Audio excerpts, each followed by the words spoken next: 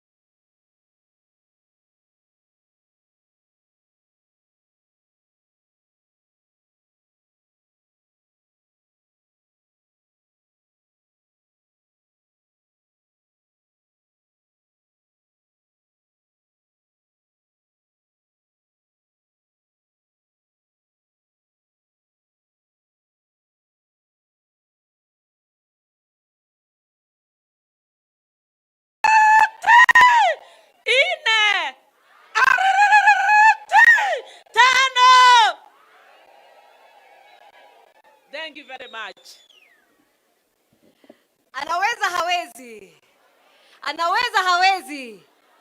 Asante sana. Basi mambo ni kama hayo. Kwa hivyo siku ya leo tumeandaa mengi na yote mazuri. Basi tuendelee kutumbuizwa na studio tunapoendelea kujisajili. Kumbuka tumesema kwamba tovuti yetu ama website yetu kwa yeyote ambaye anaweza kuwa akitutazama live ni www.plpkenya.com. Pale ukifika utakuwa unaweza kuregister yourself as a member wa People's Liberation Party, chama ambacho kitaunganisha na kukomboa, kwa sababu change cannot wait. Wakati ni sasa. Na ukumbuke vile vile tupo live kwa social media platforms zetu zote kwa chama chetu cha People's Liberation Party. Ukifika pale kwa X formerly Twitter, tuko live, na vile vile YouTube na Facebook. Vile vile tuko live kwenye pages zetu za party leader wetu Her Excellency Mother Karua'S on her Twitter page or X page, her YouTube page and her Facebook page. Asanteni sana kwa wale wote bado wamefika. Naomba tusikae mbali, tusikae kule nje, tuingie na kujongea hapa ukumbini tukiendelea kuzingatia nafasi za kuketi. Kumbuka tulisema kwamba viongozi waliochaguliwa kama ilivyo ada na itifaki, tutakuwa tunawapa nafasi hapa mbele. tukiwapa heshima zao kwa uchaguzi huo na kazi ambao wanaendelea kufanya. Nafasi hizi za huku mbele tuweze kuwapa viongozi wetu tafadhali, maafisa wetu wa itifaki na vile vile viongozi wetu ambao wako hapa waweze kuendelea kusaidia wageni wetu. Ishara zote mkiangalia huko nje inaonyesha viongozi wetu wameweza na wameanza kufika wote. Kwa hivyo ishara zote zikiangazia kwamba wakati wowote sasa sherehe hii yetu tutakuwa tunaanza rasmi. Kabla ya kuondoka hapa, nataka tusikie tena kama tumesahau. Signifies that change cannot wait. So join the movement, be part of the change. Where is your rose? Because someone gave me a purple rose. Where is yours? I'm wearing it. Oh, it's in the colors. Nice, I love it. What should people expect? People should expect really strong statements from all the other party leaders we're expecting, because one of the core pillars of PLP is unity. All Kenyans must unite to ensure that we liberate this country. You mentioned party leaders. Just maybe, can you hint? We'll have the party leader, His Excellency Kalonzo Musyoka, in attendance. We have the immediate former Deputy President, His Excellency Gachagua, who will be in attendance. We have the party leader of Safina Party, Mr. Jimmy Wanjigi, who's also going to be in attendance. We have the party leader of DAPK, Eugene Wamalwa, who's also going to be in attendance. I'm telling you, it's going to be a colorful, powerful event.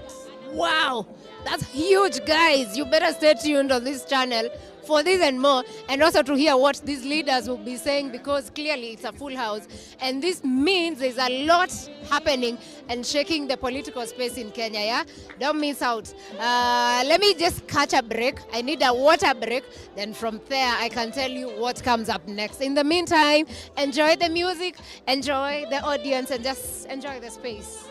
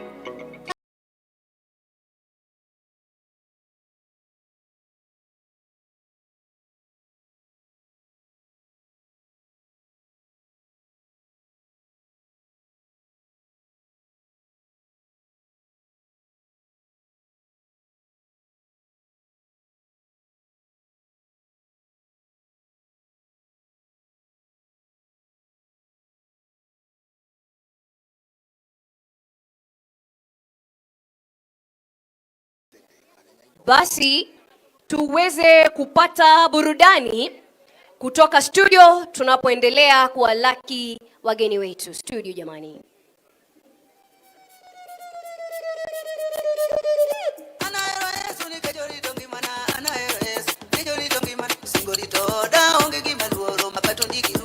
Analando nyinge singorito da onge gimaduoro makatondi kirudo analando nyinge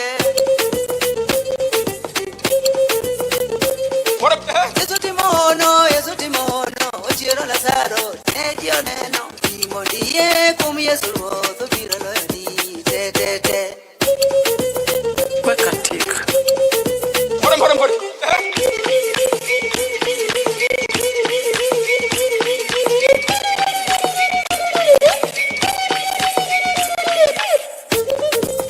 Bien Martin, Bien Martin, Bien Martin, Bien Martin, Bien Martin, Bien Martin, Bien Martin, Bien Martin.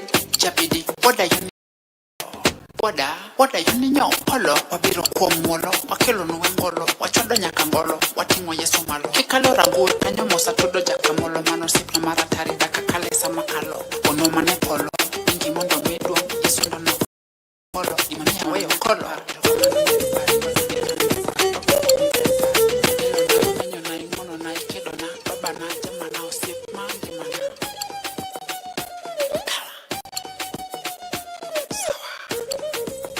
Bien Martin, Bien Martin, Bien Martin, Bien Martin, Bien Martin, Bien Martin.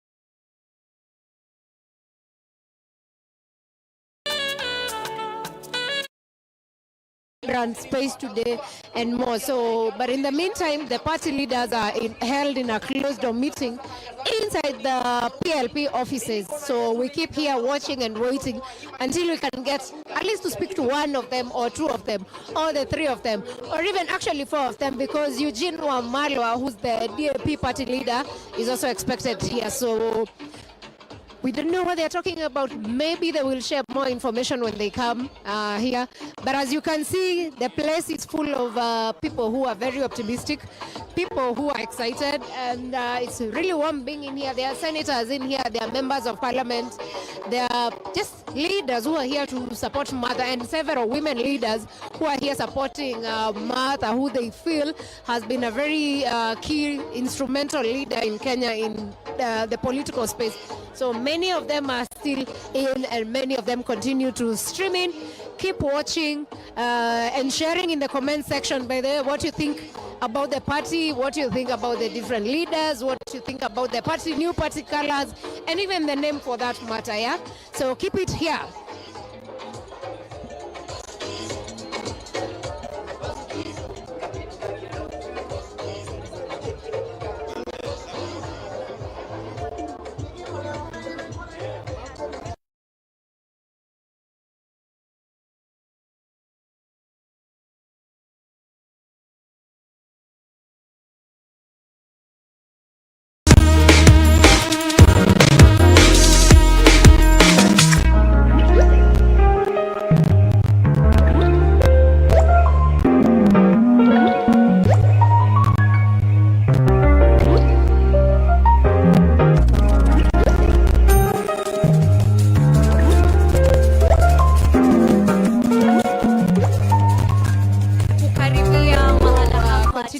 stream in and walk in. Members of Parliament walking in, some members of the Senate walk in just to support Martha in her relaunch of NAK Kenya to now the People's Liberation Party. So stick around to enjoy. And here goes, I told you guys, here we go. Here we go. And there we have it. There we have it, guys. Here is the PLP leader, party leader, Mother Karua walk in. Here goes is Martha. Look at how she's dressed. That is, there's Eugene Wamalwa, there's Rigathi Gachagua, there's Dr. Mukisa Kitui, there's the former Makueni governor, all of them walking in towards inside. And I told you this is the place to stay. If you need, there's more coming in. I told you it's going to be a beautiful day. And yeah, here we go. So stick around. There we go. Of course, there's a lot of excitement here. People are excited, but I hope you can see. We told you to stick around. Tuone kwa ishara ya bendera.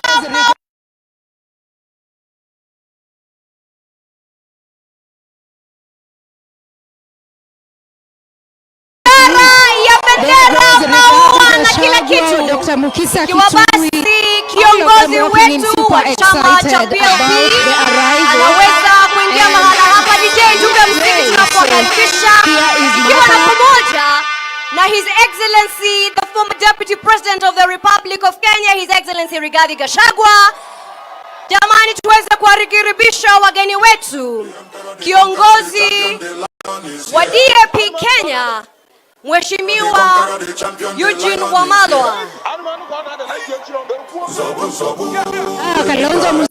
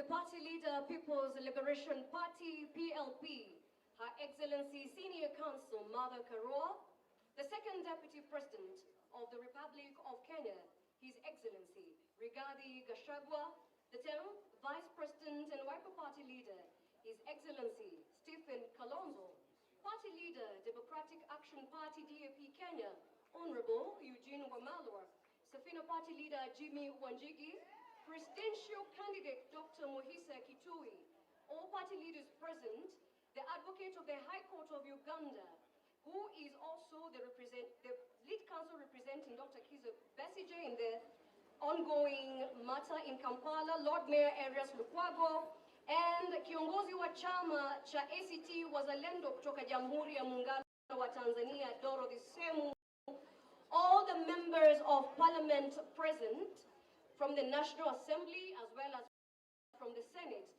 together and inclusive of Honorable Mbui, the Deputy Minority Leader, Mheshimiwa Jane Kihara, Mheshimiwa Amos Mwago, Mheshimiwa Honorable Mawade, Mheshimiwa Honorable Susan from Kiambaa, Senator Karungo Wadhangwa, Senator John Medho, Honorable Kagusha from Mukurene, Honorable Njeri Maina, Honorable Ngogoya from Kajiado County, Honorable Jude Njomo, Honorable Munyaka, and Honorable Ngunjiri. Ladies and gentlemen, Your Excellencies, welcome to the launch of the People's Liberation Party, PLP. As we settle down and welcome you to take your seats, we wish to formally and officially start today's event. Now, when the Constitution Review Bill was presented in Parliament in the year 2021, at the floor of the House, all members of Parliament who were in the opposition walked out. The Constitutional Review Bill was so controversial, the entire civil society was also opposed to it. But as all the members from the opposition walked out, all but one was left. It was none other but Her Excellency, the Senior Counsel, Mother Karua'S, who was left behind because she thought it wise to have her objections recorded in the Hansard. This is not an isolated case of principle or accountability, but a tested and proven record of a leader who is willing to put herself over and above for her people and for her country. That not being an isolated case when she also forego her position, which was an assured seat for her Gachagua parliamentary seat, to offer her skill set for the highest position and office in this country, the presidency. Ladies and gentlemen, these are the qualities that we must demand of our leaders, the qualities that have indeed been the driving force of the political party, NARC Kenya. And these are also the virtues indeed we deserve and desire of our leaders. And as such, as we unveil today's party, we must seek to enjoy peace, liberty, and to ensure we find plenty within our borders, as our national anthem has prescribed. Your Excellency,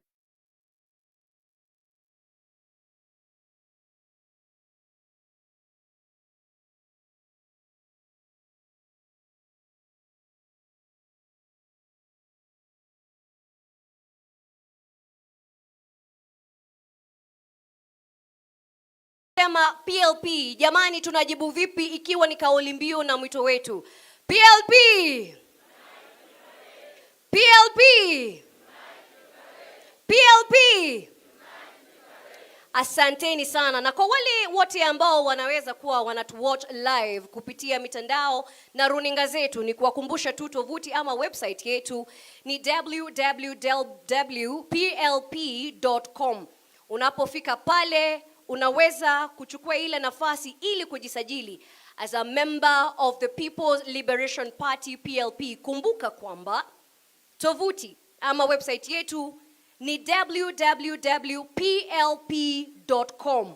Na kumbuka kwamba tupo live on all our social media platforms, na tutakuwa live vile vile kwa X ama formerly Twitter, YouTube na Facebook, ikiwa ni mitandao ya chama cha PLP. Now also on the party leader social media platforms, we are also live. Your Excellencies, most humbly, I kindly request at this juncture, if I may invite the PLP Secretary General, Asher Bashir, for the welcoming remarks, and to also introduce the party officials and memberships. Asher Bashir, you may take the floor. Welcome, SG.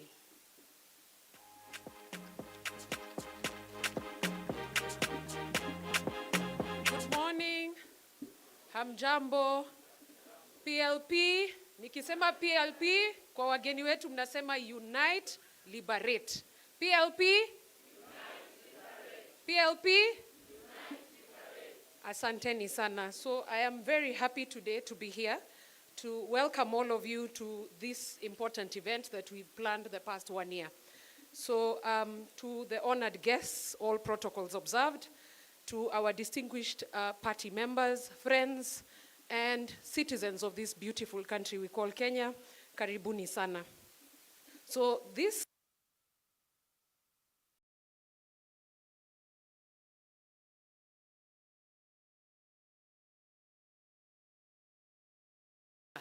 lazima mtu amekuwa mtu mzima. Sasa we are getting voters card. So today is a historic moment for us, and we stand united at a threshold of a new era. Making this launch is an important step for Kenya. Our transition is not only a shift in names, because the party was registered in 2006. 17 years down the line, it started as a cooperative society. We've moved during the 2010 constitution to form what we now call the Political Parties Act, and we now are under the ambit of the Registrar of Political Parties. So you can imagine from that moment we transitioned, and I'm proud to say that now Kenya was party 001 in terms of registration and compliance. So we are moving with that tag with us, because we still remain party 001. Ni kuoga tu na kurudi soko, as they say, kwa lugha ya mtaa. So you can see we have the colors of the party changed. The colors initially used to be green, white, and red. We retained the flower symbol because ukitoka kwa boma upotezi kila kitu. You remain with an identity for historical purposes and also to remember where we are coming from. Then we picked the other colors. We changed the green, lilac, and purple. So just to explain why we chose those colors. Purple ideally stands for unity and strength, the collective power of people coming together to build a just society. At this day and era, we need that, and we thought, why not take purple? Because it symbolizes the resolve in the face of this adversity that is meted to us by this regime. Our commitment, thus, for the purple color was settled on that. The second color is lilac. Lilac, with its richness and depth, symbolizes transformation and dignity. It also reflects our vision for a better Kenya, where every citizen has the opportunity to thrive and where each and every voice is heard. It is a color that, according to our vision as PLP, that reflects our belief for power change, positive and progressive change as a country. Finally, we all know white represents purity, clarity, and truth. And it is our reminder of our commitment for transparency, integrity, transparency, and the fundamental belief that we will stand in that aspect, especially where we are as a nation, where everything seems doom and dark. So thus guided the colors for the party. We also, the last 1 year, saw a robust of changes. Key among them is constitutional changes, because you cannot just call rebranding by finishing at that.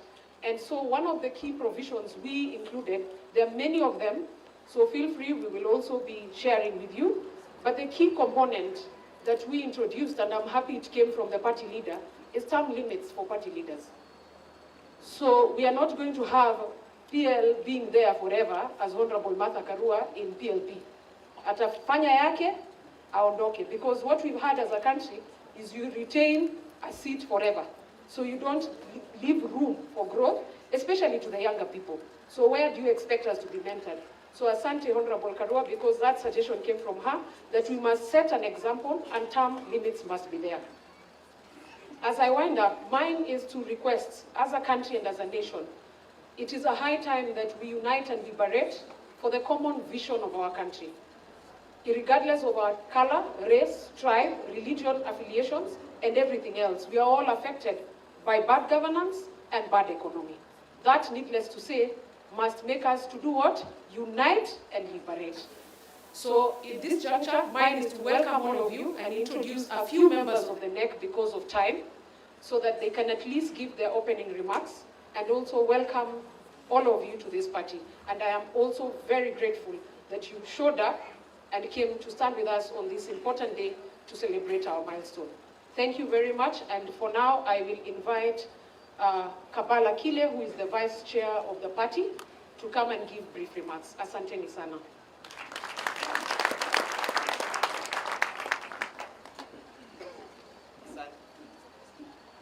Jambo. Panel. All honored guests, party members, ladies and gentlemen. Habari ya walipa ushuru. Habari ya walipa ushuru tena. My name is Kevin Kabala Kile, the National Deputy Chairperson of this party, PLP. Na mimi pia ni mlipa ushuru na nimechoka na leo sitakia keep. I'll not keep quiet today because leo is our day of liberation. I joined this party 15 years ago, right out of university. The zeal, the passion of wanting to make a change. And politics is what came to mind and was what came naturally and effectively in terms of making useful change to the society. And so I came to the party, and that's how I found my home in Kenya. Now PLP, growing from an ordinary member to a ward party representative, constituency party representative, all through the steps. 2018, I was voted as the National Youth Chairperson. February 18, 2022, voted as now the National Deputy Chairperson of this party. You may ask, why this party? This party because we hold values dear. The values I hold dear were espoused within this party. Values such as transparency, accountability, honesty, and they've remained consistent ever since the party was formed in 2006. And this is thank you to our honorable senior council and party leader, Mama Martha Karua, the people's defender. I mean, to keep in the straight and narrow. Let me tell you one thing about principles, my fellow Kenyans and fellow taxpayers, unfortunately, at this time, is that we are at war. And this government has waged a war against Kenyans, against our payslip, against our education, against our healthcare. Basic need is not so basic anymore. 42 million Kenyans cannot afford a decent meal. And when it comes to infrastructure, unasikia barabara za kutatu. Itaanzia, ipitie, ifike, Wakenya wakisikia, mnasema nini? Ayo, uongo tena. But that's why we are here. That's why PLP is here. We are here to re-energize our people, to renew our commitment to the service and protection of Kenyans and Kenyans' identity. PLP is going to form a home of all Kenyans who are tired of being a target of the economic hitmen that are in this government. All Kenyans who shall not stand aside as our nation is being taken down the drain. PLP will be a home that will have only one vision. A vision to be a party that is representative of a Kenyan needs, with a mission to unite and liberate Kenyans in our lifetime. I welcome you all to the home of liberation, to our purple house. And as you leave, remember one thing. Purple is not just but a color. Purple is a call of unity in times of political division. PLP! PLP! PLP! Thank you. Thank you very much. Thank you very much, VC Kabala Kile. I would like to invite another member of the NEC. Like I said, not all of them will speak today. You'll forgive us because of time. I would like to invite the organizing secretary so that the branches can hear their chairperson. He's also a lawyer, Wakili Ribathi Gishuge. Thank you. Thank you, SG. PLP! PLP! I will not talk much because I believe there are so many people who will talk, but I will start by recognizing and all protocols observed. As I'm saying, I'm the National Organizing Secretary of PLP, formerly NAC Kenya. Our main theme is Unite and Liberate. What a wonderful theme at this particular moment when our people are sick, our people are hungry, and our people are poor. We need to unite. And as our party, we have given ourselves free hand to go and look for friends who will help us liberate our people. With those few remarks, we are only confirming that, inviting you to come and join us so that we can unite and liberate our people. PLP! Unite, liberate. PLP! Unite, liberate. Thank you. Thank you very much, OS. I now invite our vibrant youth leader and my boss in the Youth League, Haniel Basilio, to come and address members. Haniel, kindly.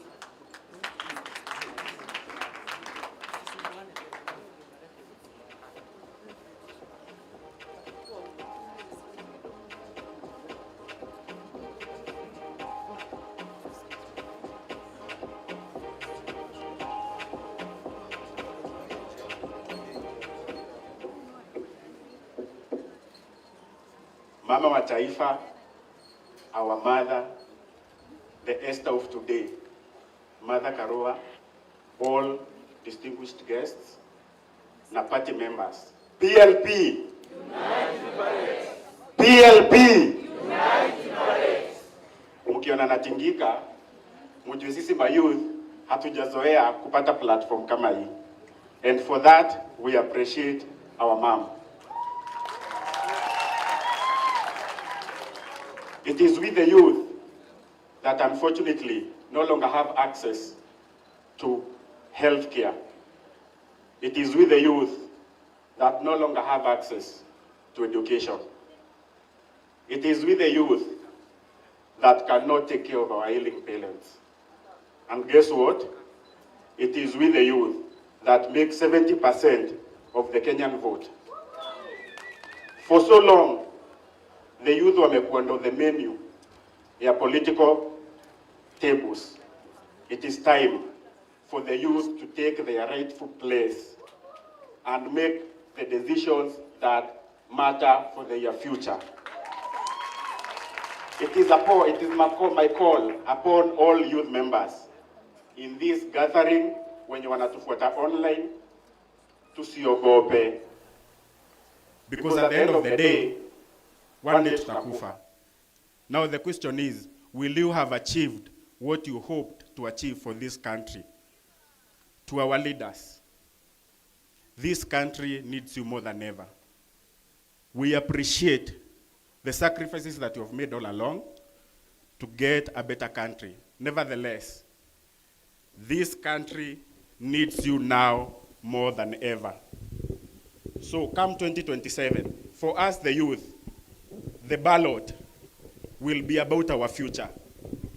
The ballot will be about our education. So kindly, our leaders, it is our plea as the youth.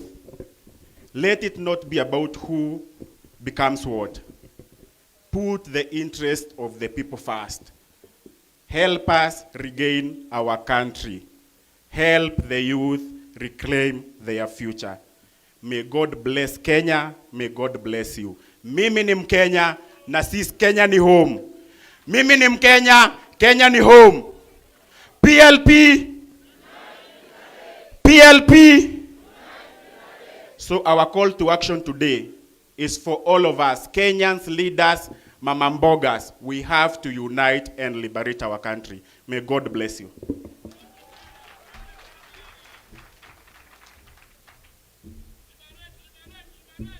Kweli bila shaka liberate, hata mimi nakubaliana na aliyenyuma anasema liberate. Na yule kiongozi amekuwa hapa, kiongozi wa vijana anaitwa Basilio. Amesema liberate. Jina liberate kwa Kiswahili ni kukomboa, lakini lazima tuonyeshe watu kwamba sisi tuko tayari kwenye safari hii. Kwa hivyo tukisema PLP tunasema nini? Tukisema PLP tunasema nini? Kumbuka tulisema kwa ubora wetu, chakula lazima kina ladha na kina rojo jamani. Kofia tunazo, maua tunazo. Chama chetu cha PLP. Tupo tayari? Tupo tayari? Umeangalia kama umeacha chochote chini ya kiti chako, chukue kibango chako cha kuonyesha mambo ambayo tunataka kusema na kuangazia siku ya leo. Tupo tayari? Hiyo ni kwa ishara PLP. PLP. PLP. Unite, liberate. Unite, liberate. Asanteni sana jamani. Kwa ukumbusho tu, Your Excellencies, ladies and gentlemen, if you please allow me, remember today is an opportunity for us all to register. Proceed to our website. This is www.plpkenya.com. All right? Hiyo ni tovuti yetu. Turudie tena, www.plpkenya.com, ili tuweze kuwa ni watu ambao wamezingatia sheria zote za kuwa wanachama. Basi ikiwa tunaendelea katika hafla hii, kuna njia nyingi sana za kuwa tunapatiana ujumbe, za kuelimishana, na kuna kiongozi ambaye amekuwa na njia mwafaka ya civil education, ya kutumbuiza, kuonyesha umaarufu wake, vile vile akiwa kama patriot. Huyu si mwingine bali ni the people's poet. Anapokuja hapa, huyu anafanya mashairi ambayo wewe ukisikia kweli utakubaliana naye, na wala si kiongozi ambaye anaogopa. Vile vile ametangaza msimamo na amesema vile vile atakuwa anawania kiti cha Member of County Assembly kule Kabete, eneo bunge vile vile la Kabete. Bwana Dungi, people's poet. Jamani, naona mimi uwanja ni wako. Karibu. PLP. PLP. Unite, liberate. Ni shujaa wazalendo we. Ni shujaa na PLP. Ni shujaa sisi wote we.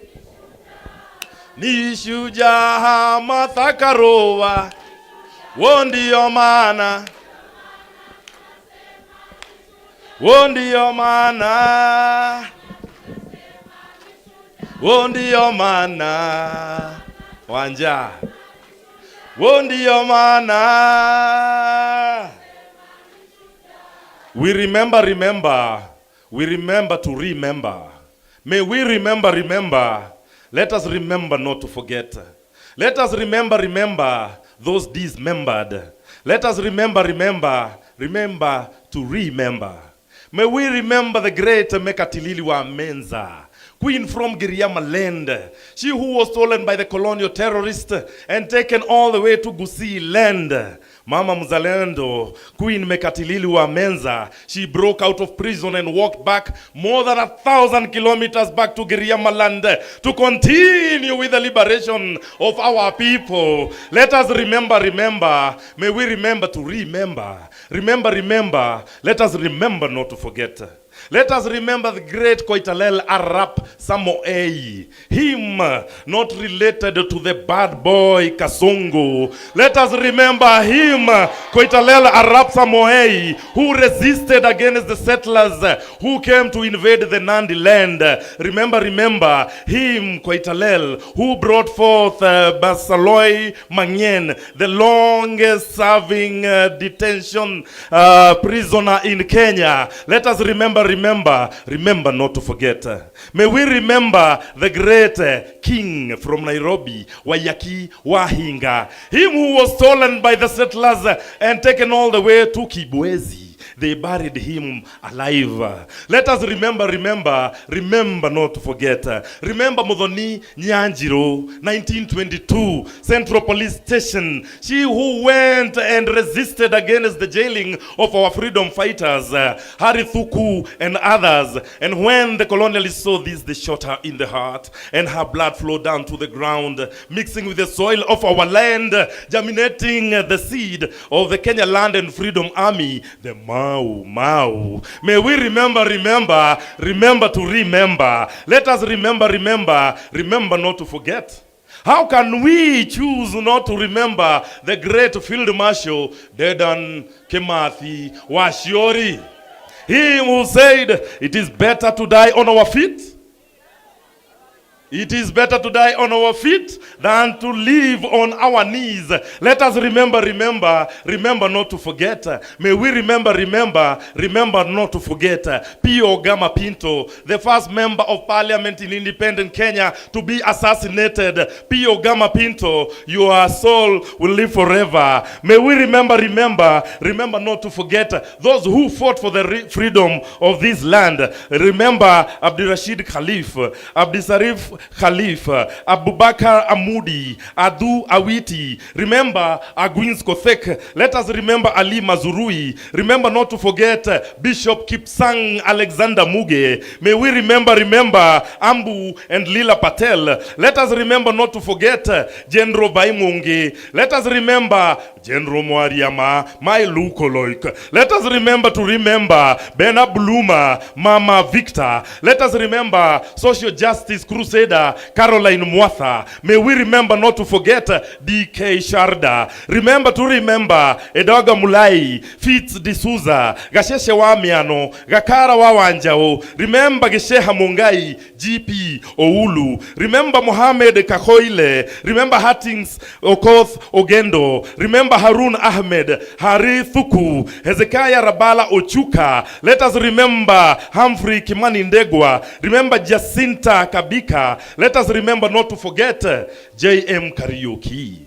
Him killed 50 years ago in 2 days to come. Let us remember not to forget Josephine Nyawera Gengi, Odongo Langi, Joseph Murumbi. May we remember not to forget Karemi Nduthu. Remember Karioki Gadito. Remember Kerita Ole Kisio, Koitalel Arap Samoei. Remember Lemayan Ole Taiko, Lucas Pikeche, Makan Singh, Marilal Desai, Masinde Muliro. Let us remember not to forget Mudhoni Kerema. May we remember not to forget Nazmi Durani. Let us remember Nyambura Wangoge. Remember Odhiambo Mbai, Odhiambo Olel, Odindo Opiata. Remember Osumba Lango. Let us remember Padi Onyango Sumba. May we remember Fariz Wahu. Let us remember not to forget Wahome Whispers Mutahi. Let us remember not to forget Wenje Wamwadori, Wangondu Kariuki, Wangari Maathai, Mama Yetu. May we remember Wanjiru Matenjwa. Remember not to forget Wanjiru Kehoro and Wako Awapi. Remember Wesonga Sijeo. Remember Willie Kimani, Yakub Din, Zarina Patel. Let us remember not to forget. May we remember the Gen Zs fallen down in the streets of Nairobi. May we remember not to forget. Remember Rex Masai. Remember fallen Gen Zs like Brian Lemayan Kasaine, Austin Makoha, Mike Kehoga, Chris Gitonga, Kennedy Onyango, 12 years old. Remember Matthew Njoroge, Kevin Moasi, Beasley Koge. Remember not to forget David Shege, Erickson Chalo Mutisia, Ibrahim Kamauanjiro. Remember not to forget Mbithi alias Scott. Remember not to forget Emmanuel Giggs Tata. Remember Clinton Mwavali.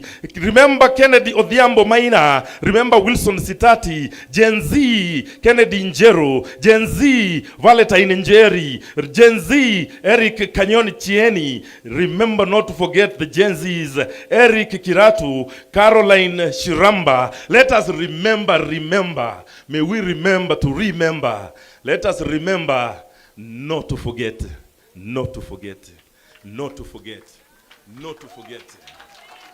PLP! Unite, liberate! Ni shujaa sisi sote we. Ni shujaa Elijah Masinde. Ni shujaa Kondele we. Ni shujaa hata Sugoi. Ndiyo maana Ndio maana. Viva Africa, viva! Viva PLP, viva! Unite, liberate! PLP! Thayo. Jamani, hata kwa makofi hatuwezi kuwa wachoyo wenzangu. Tumekataa. Hayo tumekataa jamani. Makofi mazuri kwa the people's poet. Makofi mazuri jamani. Asante sana. Jina ikiwa basi ni Dunge Githuku, the people's poet, aspirant wa Kabete, na naona kweli ni mkakamavu, mtu ambaye amependa watu na anapenda kuwaelimisha kwa njia zote. Basi tunapoendelea na hafla hii, niweze kutambulisha viongozi ambao wameweza kufika wakati huu, ikiwa ni pamoja na gavana wa Makueni ambaye aliongoza kwa 2 terms na alikuwa na track record ambayo kila mtu aliimba na kuiga, His Excellency Kivutha Kibwana, ambaye he's also a human rights activist. Tafadhali makofi kwa viongozi wetu wanapoendelea kufika. Vile vile nitambue kufika kwake kiongozi shupavu Morara Kebaso, ambaye ni kiongozi haswa wa vijana na viongozi kwa ujumla, akiwa na chama cha Inject. Tunapoendelea hivyo basi kumbuka chama ni PLP na tovuti ni www.plpkenya.com, tuweze kujisajili. Your Excellencies, ladies and gentlemen, siku ya leo ni siku ya kufana. Na ukitaka kujua siku ni ya kufana, watu ni wengi, wetu wanajumuika, na inaonyesha na kuashiria dhabiti uwepo wa chama hiki na kauli mbiu yake. Kauli mbiu yake ni Unite and Liberate, kuunganisha na kukomboa. Tuna viongozi wa kutoka nyanja na sehemu tofauti. Basi ni muombe Mheshimiwa wetu Fatma Abbas, ambaye ni mwakilishi wa wadi kutoka kaunti ya Wajir. Mheshimiwa Fatma Abbas kukaribia hapa. Huyu vile vile ndiye National Treasurer wa chama hiki cha PLP. Mheshimiwa ataweza kuongea kwa niaba ya all MCAs na vile vile ataweza kuwatambua wenzake ambao ni wakilishi wa wadi. Karibu sana mheshimiwa. Asante sana. Asante sana all protocol officer. I'm Fatma Abbas from Wajir County, sitting MCA representing other MCAs in the country under the banner of the PLP. And I'm also the treasurer of the national, I'm the national treasurer of the party, PLP, formerly NAK Kenya. I have been a member of PLP, formerly NAK Kenya, for the last 17 years. I've started the party as a councillor, rising to the post of MCA from the start of devolution. From 2013 to 2025, I'm still a sitting MCA and a PLP flag. As the treasurer of the PLP party and a sitting MCA, I stand before you today to emphasize the critical importance of self-reliance and the need to reject politics of handouts. When our people are having strength and muscle in the money sector and the poor parties are left, we don't want those politics of handouts. We want the politics of inclusivity and equality. Also, our journey towards the progress cannot be built on temporary solutions or reliance on external aid. It must come from the strength of our own party, our own people, our own resources, and all collective will to bring funds and self-reliance to our parties. Self-reliance means investing in the empowerment of the community, ensuring access to education, promoting sustainable businesses, supporting local industries, and creating jobs that stand the test of times. It means equipping our youth with the skills to innovate, solving our own problems and solutions that come from within. I think we should start building our own resources for better Kenya. As I stand here, I want people to liberate Kenya and unite Kenya. PLP? PLP? Thank you so much.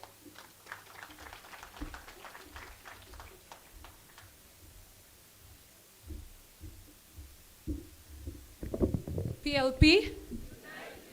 Mbona mnakaa mmechoka hivi? Haya, I would like to invite Councillor Muthoni Kihara to speak on behalf of her league, the PWD League, but also on, because she's a veteran politician, to speak briefly on both her league and the work for Nairobi. Thank you.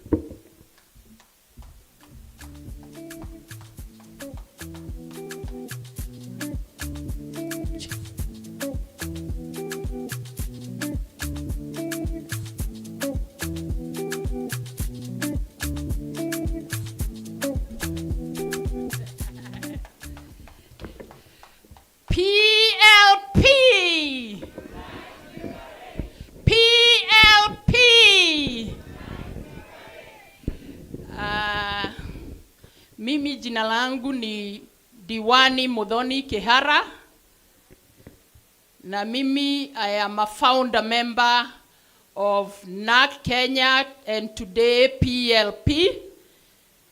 I also represent persons with disability within the NAC, but I am also a human rights activist and a political practitioner throughout my life.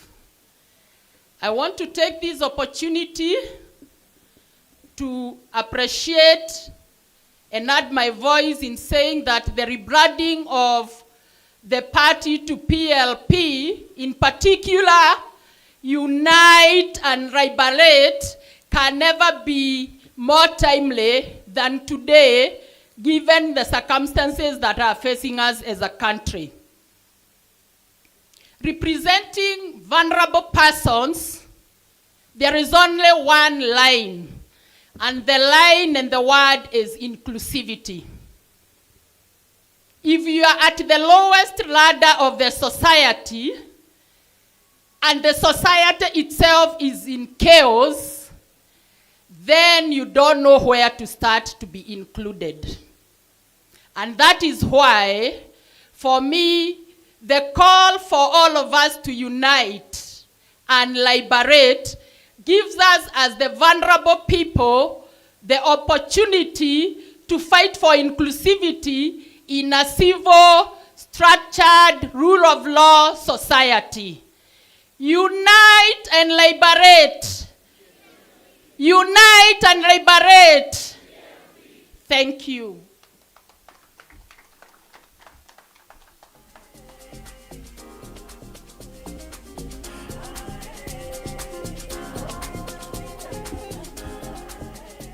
Thank you very much, Muthoni. I'd like now to request all members of Parliament and senators present and leaders to kindly come, because we want to also hear you. I would also request that Honorable Jerry Maina represents women leaders in terms of speaking, and then Honorable Mbui represents members of Parliament, and the Senator for Kiambu, Karungo, to represent the senators. So kindly, we want to acknowledge our leaders who came to grace our occasion, and we say asante sana.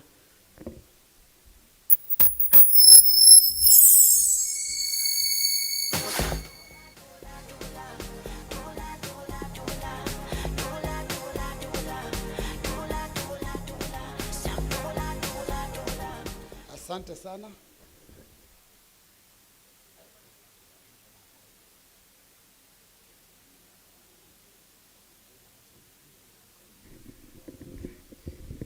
Asante sana. PLP. Ya kwa majina ni Robert Mbui, Member of Parliament for Kadhiani, National Organizing Secretary ya chama cha Wiper, na pia Deputy Leader of the Minority in the National Assembly. Hebu munisalimie tu kidogo kwa hewa. Asante sana. That is the Wiper greeting. Wakati unaona mtu anakufanyia hivi, unajua hiyo inaitwa nini? Wiper.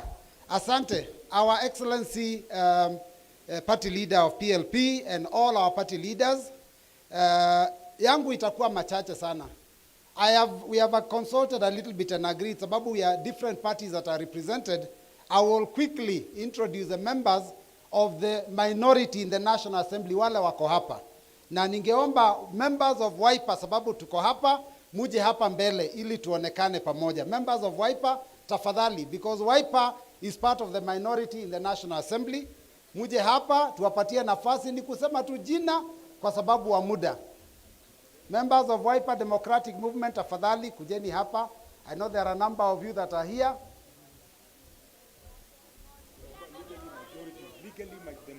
Oh, the legal majority.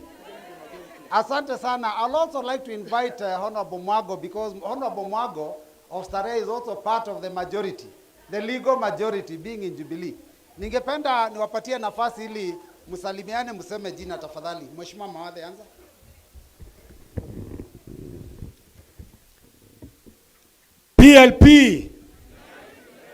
PLP. Jina langu ni Mawadhe, mbunge wa Embakasi Kusini hapa Nairobi. Na kwa kweli tunataka kupongeza Madam Martha Karua na viongozi wale wengine wote ambao muungana pamoja kwa kazi nzuri mnayofanya kuungana kukomboa Kenya. Asante. Congratulations to PLP. Asante. PLP. PLP. To Our Excellency, the chief guest today, Martha Karua, all excellencies, all protocols observed. Jina yangu ni Susan Dunge Kiamba, mbunge wa Makueni. Yule alikuja hapa alisema mimi ni mbunge wa Kiamba. Mimi ni mbunge wa Makueni na niko na furaha kukua hapa. Yangu ni chache. Tumekuja kusema ongera.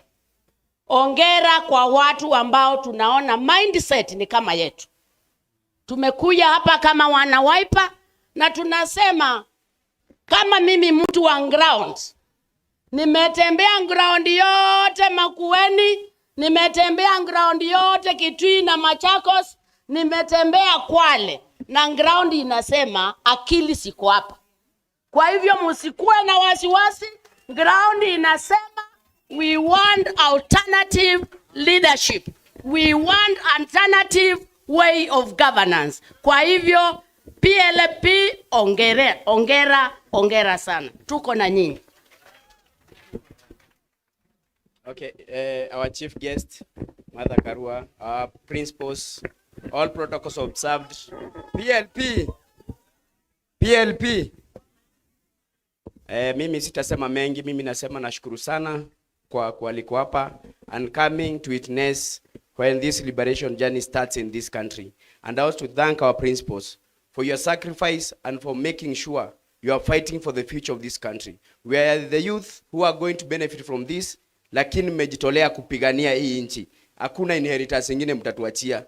Inheritance yenye mtatuachia ni kupeleka Kasongo nyumbani na kukomboa hii nchi, na sisi kama vijana tutaishi kwa respect na tuko nyuma yenu 100%. Tuko na nyuma yenu 100%. Mkituambia ni right tunaruka, ikituambia ni left tutaenda na nyinyi hadi dakika ya mwisho. Thank you so much and may God bless you.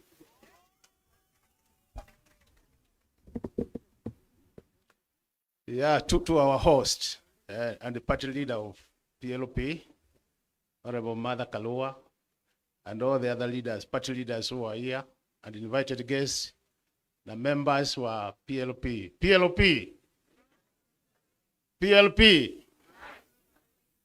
Mimi naitwa Makali Mulu. I'm the member of parliament for Kitui Central. Na nimekaa mbunge kidogo. Tuliingia huko 2013. And I want to appreciate the organization which I have seen within this party. You have done very well in terms of organizing your event. Can you clap for yourselves? Nitasema tu jambo moja. Our party leaders, you are all here. We respect you. and Kenyans are looking upon you to liberate the country. So ukombozi wa nchi uko mikononi mwenu. Please, as you liberate this country, you'll have to make sacrifices. So we want to urge you, when it comes to that important moment of making sacrifices, please muache selfishness nje ya mlango. Mutatusaidia. Komboeni nchi.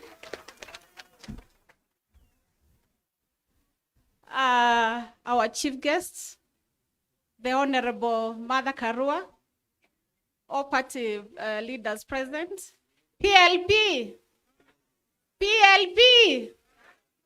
Wiper.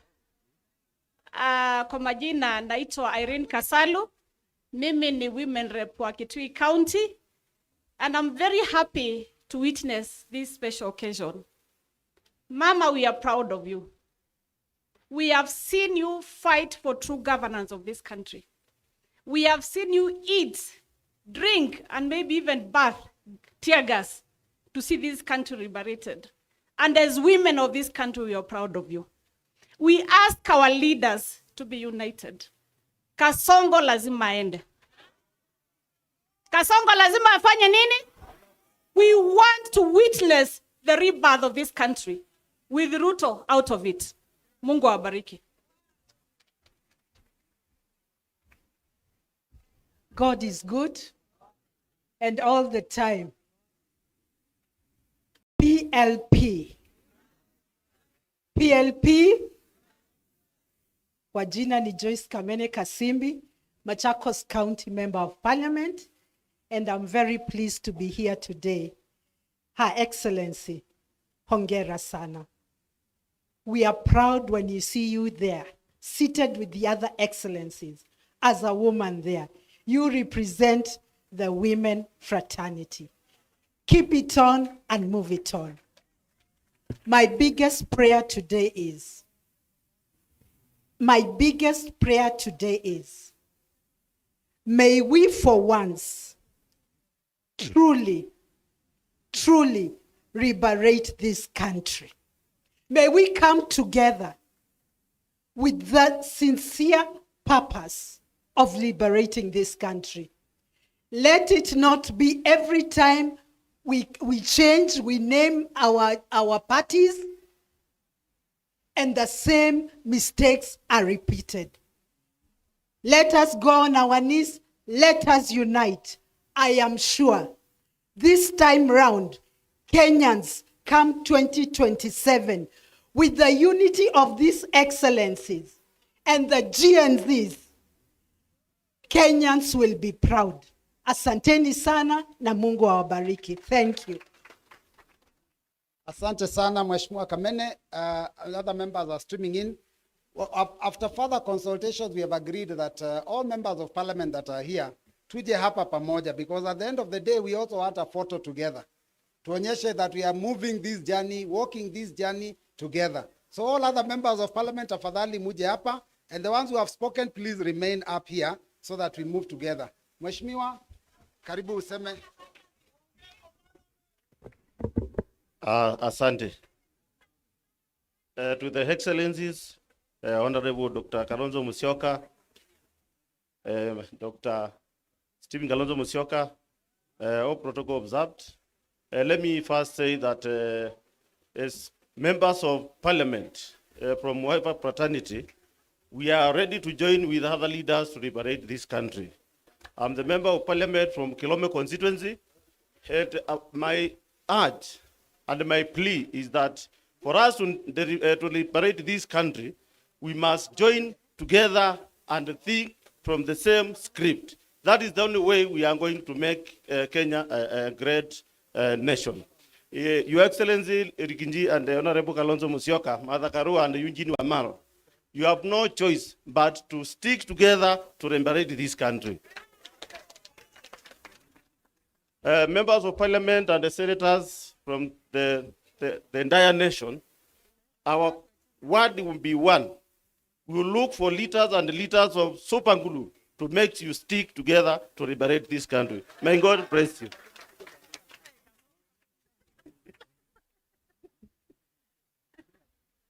Mungu ni mwema na kila wakati. God is good all the time. My name is Robert Basil, yet a member of Parliament, and I'm happy to see all the excellencies here. I think this journey has just begun. Unaona the way Trump issued executive orders, it is the same way we are going to do in 2027. Kasongo lazima afanye nini? Aende nyumbani. We need someone who is going to repeal SHA, shift to NHIF. Those with the pay slips, saizi hakuna chochote. So we have to make sure all those taxations are dropped. Mambo ya affordable housing is a scam. Hiyo lazima ifanye nini? Iondolewe. Wangapi wanasimama na sisi? Basi wacha tuendelee. Asante sana. Your Excellencies, and in a special way, my elder sister, Mother Karua, congratulations. All protocols observed. Mimi naitwa Wanjiko Mohia. Kutoka Kipipiri, mahali siku moja tuliojesha Moi pilipili. Na raundi hii tumesema Kasongo hapati hata agent in Nyandarua County. Mko tayari kumunyima agents? Thank you very much. We are here to support you, and we are saying Kenya will be liberated by you and me by saying no to abductions, no to corruption, no to overtaxation, no to betrayal. God bless you.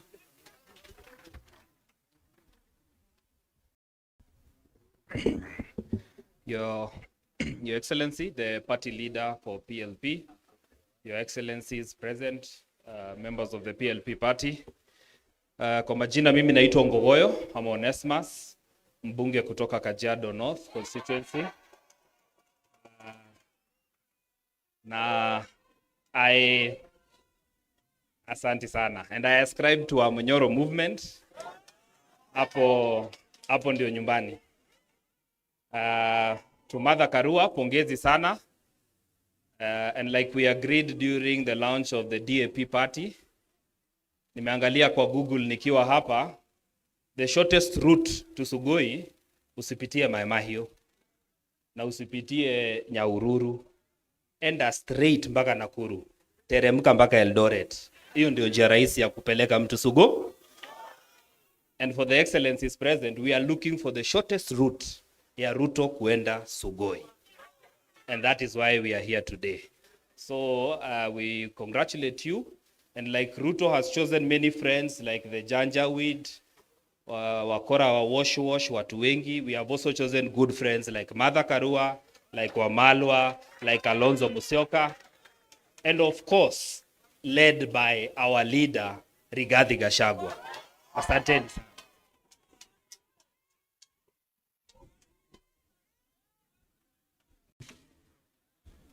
Your Excellencies,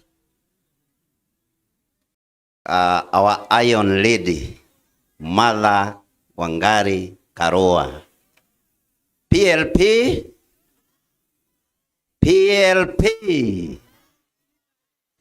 Your Excellencies, tuko na furaha kuwa pamoja hapa. Na kama vile mnavyojua, Subaru zote zimetumwa kwangu. Sababu nilikubali kugonga under the belt. Na mimi sio mtu mwoga. Mimi ni mtu wa kuongea ukweli. Na kama nimedanganya, wakuje waseme nimedanganya, ilitumika ngapi. Your Excellencies, tuko na furaha kuweka watu wetu pamoja, hasa tukiangazia viongozi wetu, wale ambao tunasema tutatetea haki ya Mkenya, haki ya mlipa ushuru, haki ya watu wetu ambao wamesimama kidete kusimama na serikali la Kenya. Your Excellencies, ile kitu tungewaomba, tukiendelea, juu naona mbele iko sawa tukiwa na nyinyi, ni muweze kuunganisha Kenya mzima. ndio tuweze kung'atua huyu Kasongo aende nyumbani asubuhi mapema. Na sababu ninaona wananiwinda pia, wametoa number plate kwa magari. Mimi najua Mother Karua ako hapa na yeye ni mtu ambaye ametetea liberation ya taifa la Kenya. Kwa hivyo mimi ninasema watu wote ambao wameshikwa na huyu Kasongo wameficha, aweze kuachilia mara moja, na mimi nitasimama pale bungeni kutetea haki ya Wakenya, kusema no more adoption in this nation. Na sisi tumechoka, tumepoteza watoto wengi. Na mimi nikiongea wanasema sasa Zubaro zikuje kwangu.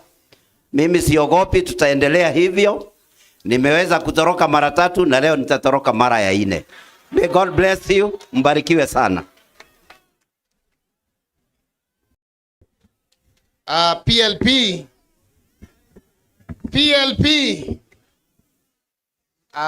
Your Excellencies, majina ni Major Donk, mbunge wa Embakasi ya Kati, that is Embakasi Central.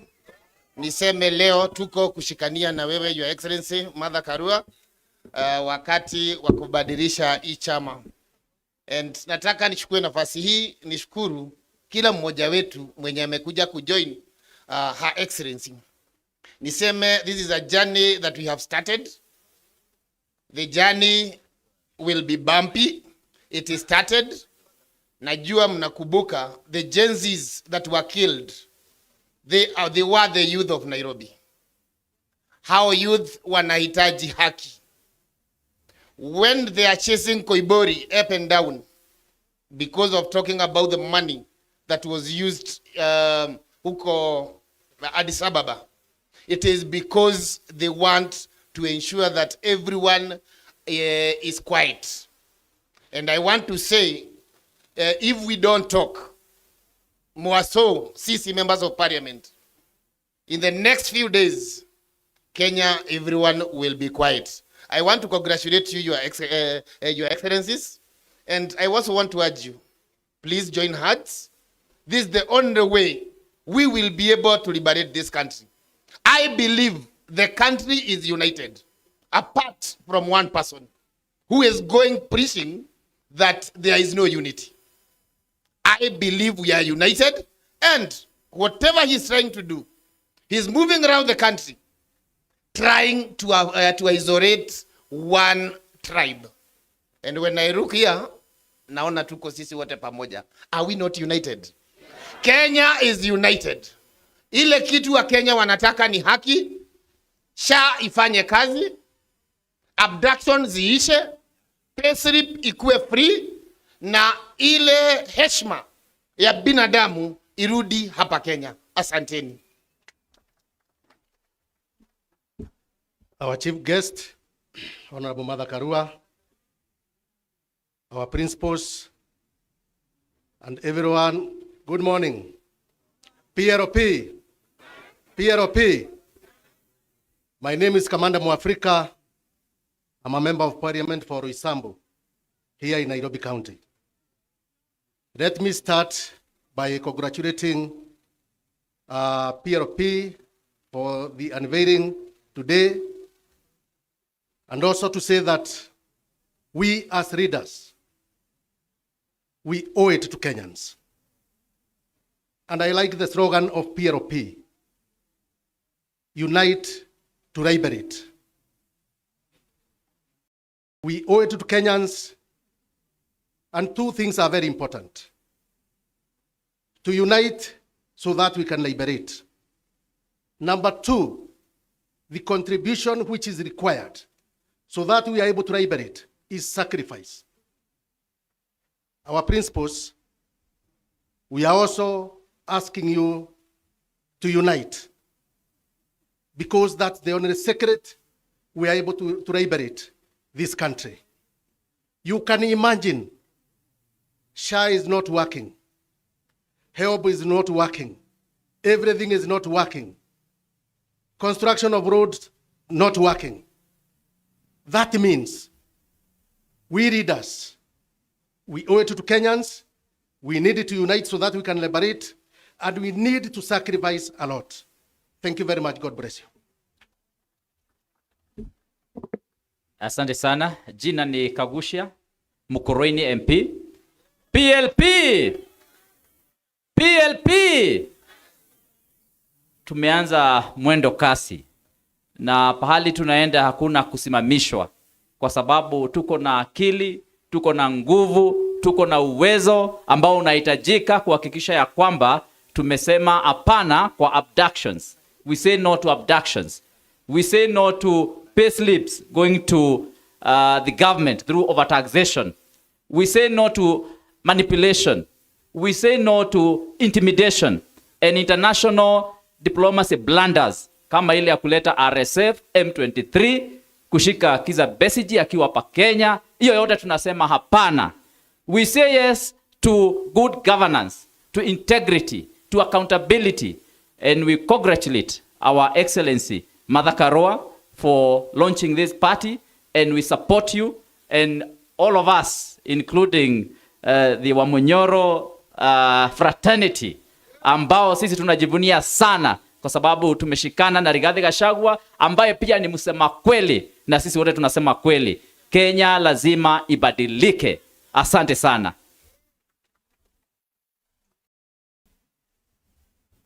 PLP,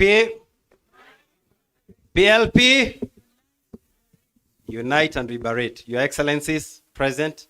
Mimi naitwa Geoffrey Wandeto, mbunge wa Tetu huko Nyeri. First of all is to congratulate Honorable Mother Karua for this momentous occasion. Wewe Mother, tunakujua tangu wakati wa Moi, kuja wakati wa Kibaki na nyakati zote, as a person who has been at the forefront of the liberation of this country.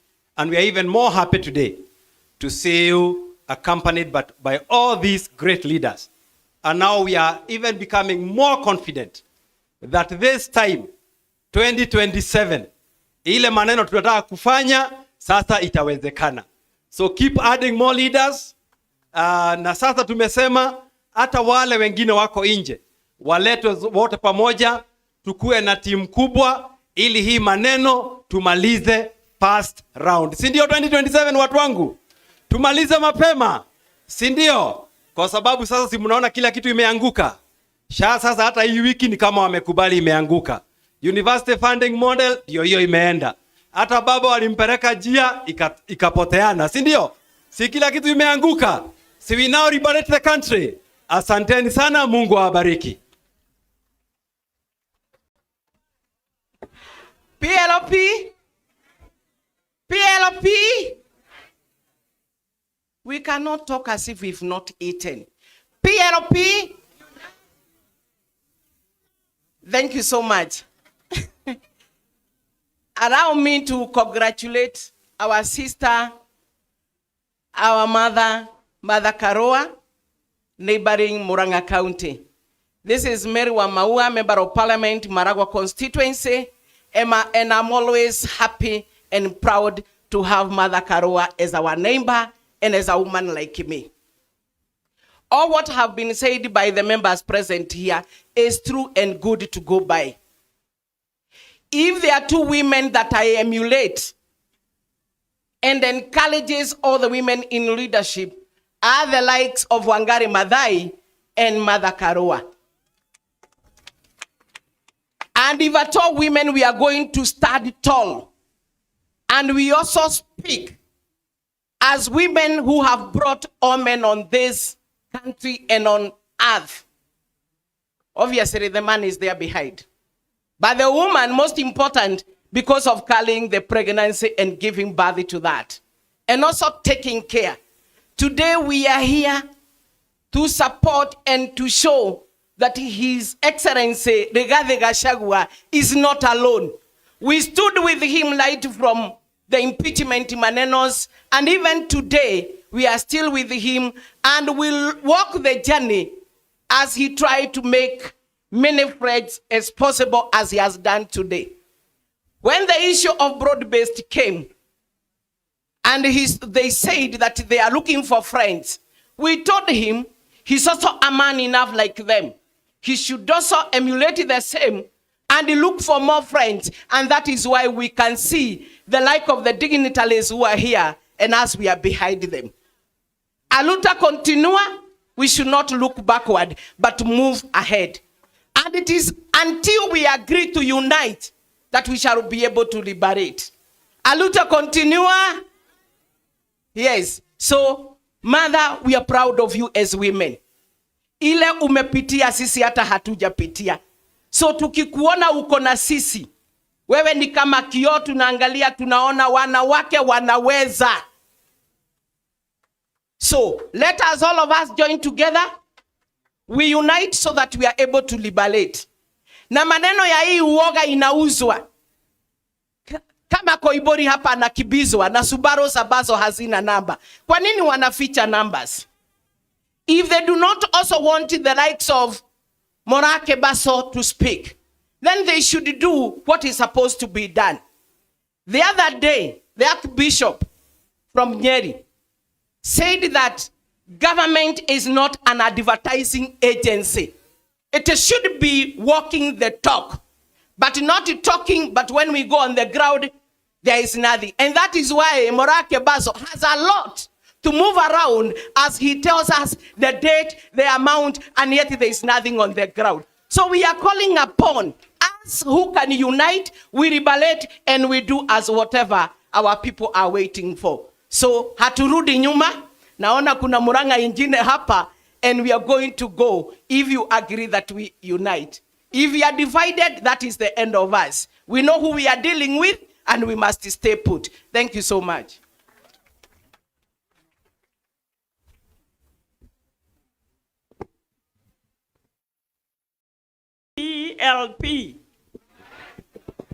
PLP. My name is Jane Kihara, Member of Parliament for Naivasha, an alumni of PLP. I am one of the pioneers of this party. Your Excellency Martha Karua, Excellencies wote ambayo wako hapa. If you remember 202, this is how we were able to defeat Moi. When you all joined, you were there. Excellency Kalonzo was there. This party, we started when things started going bad. And in fact, I remember you called us in your office at Cooperative House. That's where you are, Chief Justice, as the Justice Minister. And we told you I was coming to look for this office. I'm the one who came looking for this office. So I'm a proud member, our alumni of Martha Karua. I love your resilience. I was elected on a party that we are ashamed of mentioning. UDA. Nobody wants to talk about UDA because Ruto has let the country down. I have never seen a person who will cheat you looking at you in the eye. Anakuambia uongo ke asubuhi saa sita na jioni ni uongo. You cannot govern a country by bribing leaders because that's what he does. Things are going wrong. We are all seeing, we can all see. You have started your campaign and you are telling us not to campaign, yet we can see you campaigning all through. So, our leaders, we are behind you. Repeat the 202 exercise, put this country together, we will all follow what you tell us. We can, kama ungeniambia, haupigi Ruto tungepigana. Because I thought all those things he said were true, but sometimes also we didn't think properly. It looks like. Because you don't ride on a wheelbarrow and expect to go far.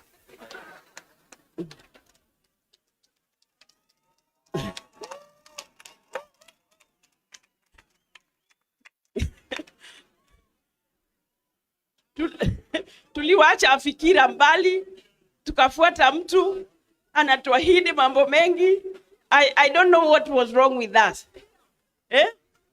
Bottom up, bottom up, bottom tunasema up, bottom up. Sasa we cannot see that one. And I once asked him, Your Excellency, you have given so much hope to the youth of this country. And because I can visualize, what plan do you have for them? Kaniambia, we wacha how tutawapanga.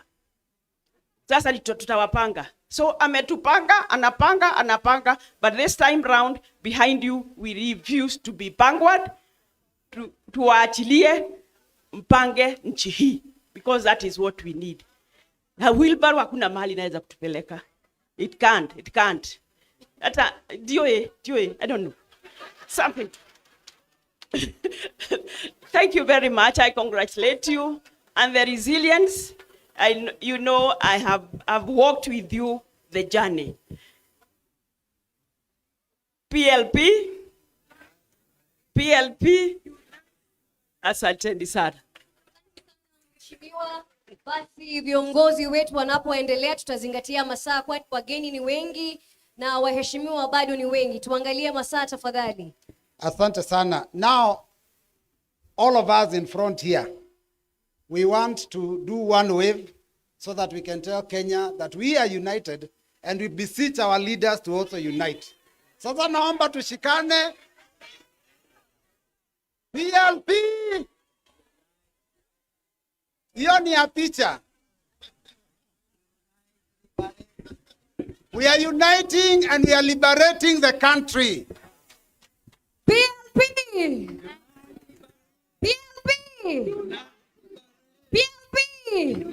Sioni maua jamani, PLP! Asanteni, ikiwa basi tamko letu ni kwamba ni uwiano. Members, I would love that you can be seated. There's one member who is late, sorry. Utasema tu jina, alafu uende ukae. Haya. Habari zenu.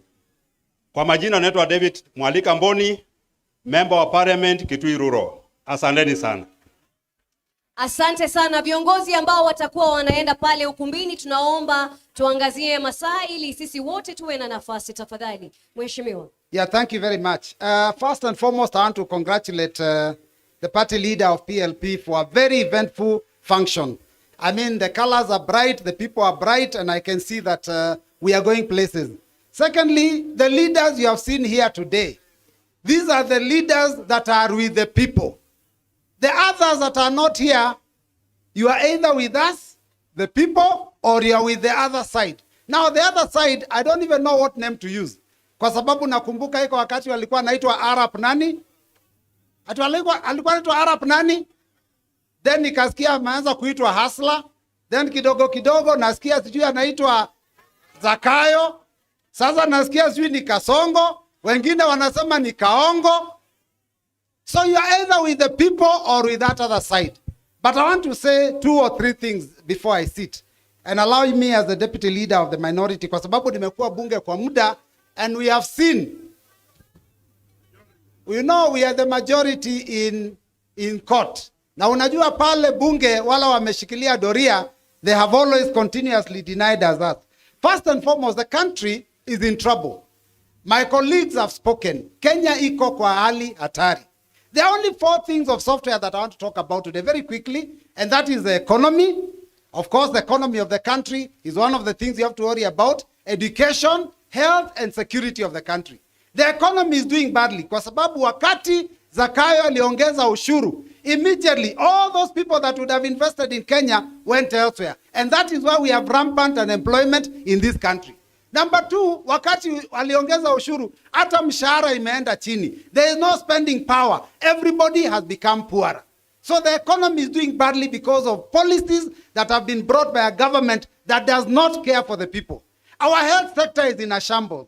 Munajua juzi hospitali za private zote wamesema they will not treat teachers, they will not treat police, they will treat nobody unless you pay cash. Because SHA has failed. That is a policy of a failed government. The issue of education. Sahi mnajua funding model has been thrown out by the court. Our junior secondary schools infrastructure is missing. We are in trouble. Security of the country is in trouble kwa sababu mmeona wamefungua hata mipaka. Watu wakuja wachukue ID hata bila vetting. So I'm telling you, Kenya is in trouble.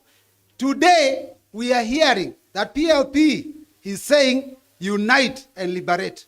The only way we shall get ourselves from that trouble is to unite and do what? Unity will start from our leaders all the way to the bottom. Thank you, thank you. So that the things that Zakayo is doing can be put a stop to by the team that is seated here. Finally, unajua kuna watu wanasema eti you are either with the Wamunyoro team or with the Zakayo team. I want to speak confidently. Kwa sababu hata bunge, wakati walileta impeachment motion, I stood up na nikawambia, shule ikianguka, it is not the deputy principal that is kicked out, it is the principal himself. Kama Kenya iko na shida, it should never have been Rigathi Gachagua. It should have been who? It should have been who? Asante, Mungu awabariki, asanteni.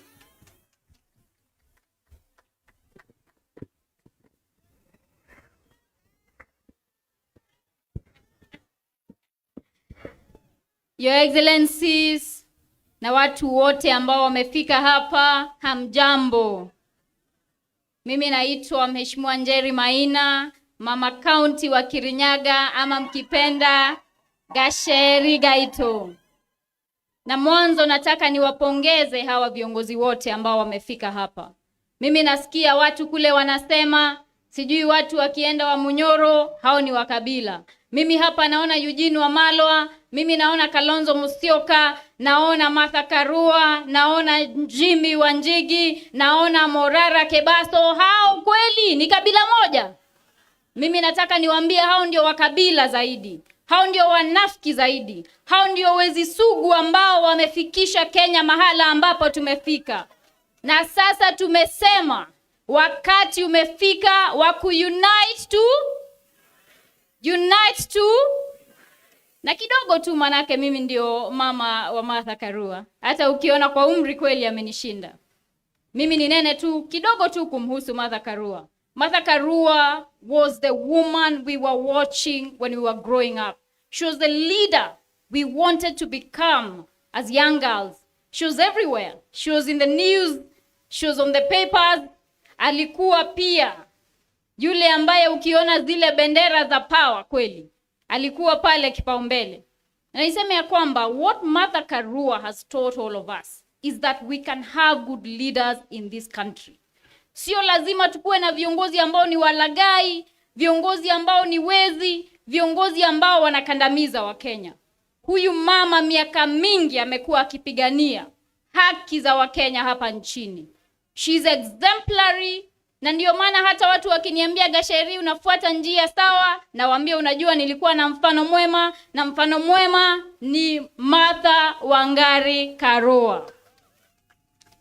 Na jamani kweli kama mama amevumilia hiyo miaka yote, hajakubali kuuziwa uoga. Nyinyi mtakubali kuuziwa uoga?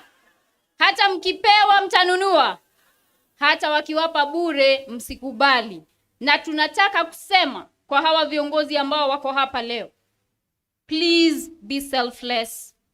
As we move forward, as we charter the path to have a singular candidate who will liberate Kenya from this autocracy, from the bad governance, from the ineptness of the leaders, let us have one candidate. Ikifika wakati wa mazungumzo, mketi mzungumze, muagane, isikuwe kwamba kila mtu anataka kuwa kwenye tiketi.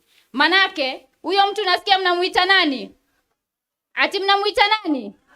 Manake tusiposhikana, hata Waswahili walisema ya kwamba umoja ni nguvu, utengano ni udhaifu. Mimi sitanena zaidi ya hapo. Ningetaka tu kwa heshima, I recognize the former and sitting MCAs. Naomba tu msimame, you wave at the people mahala ambapo mpo. Former and sitting MCAs, please wave at the people.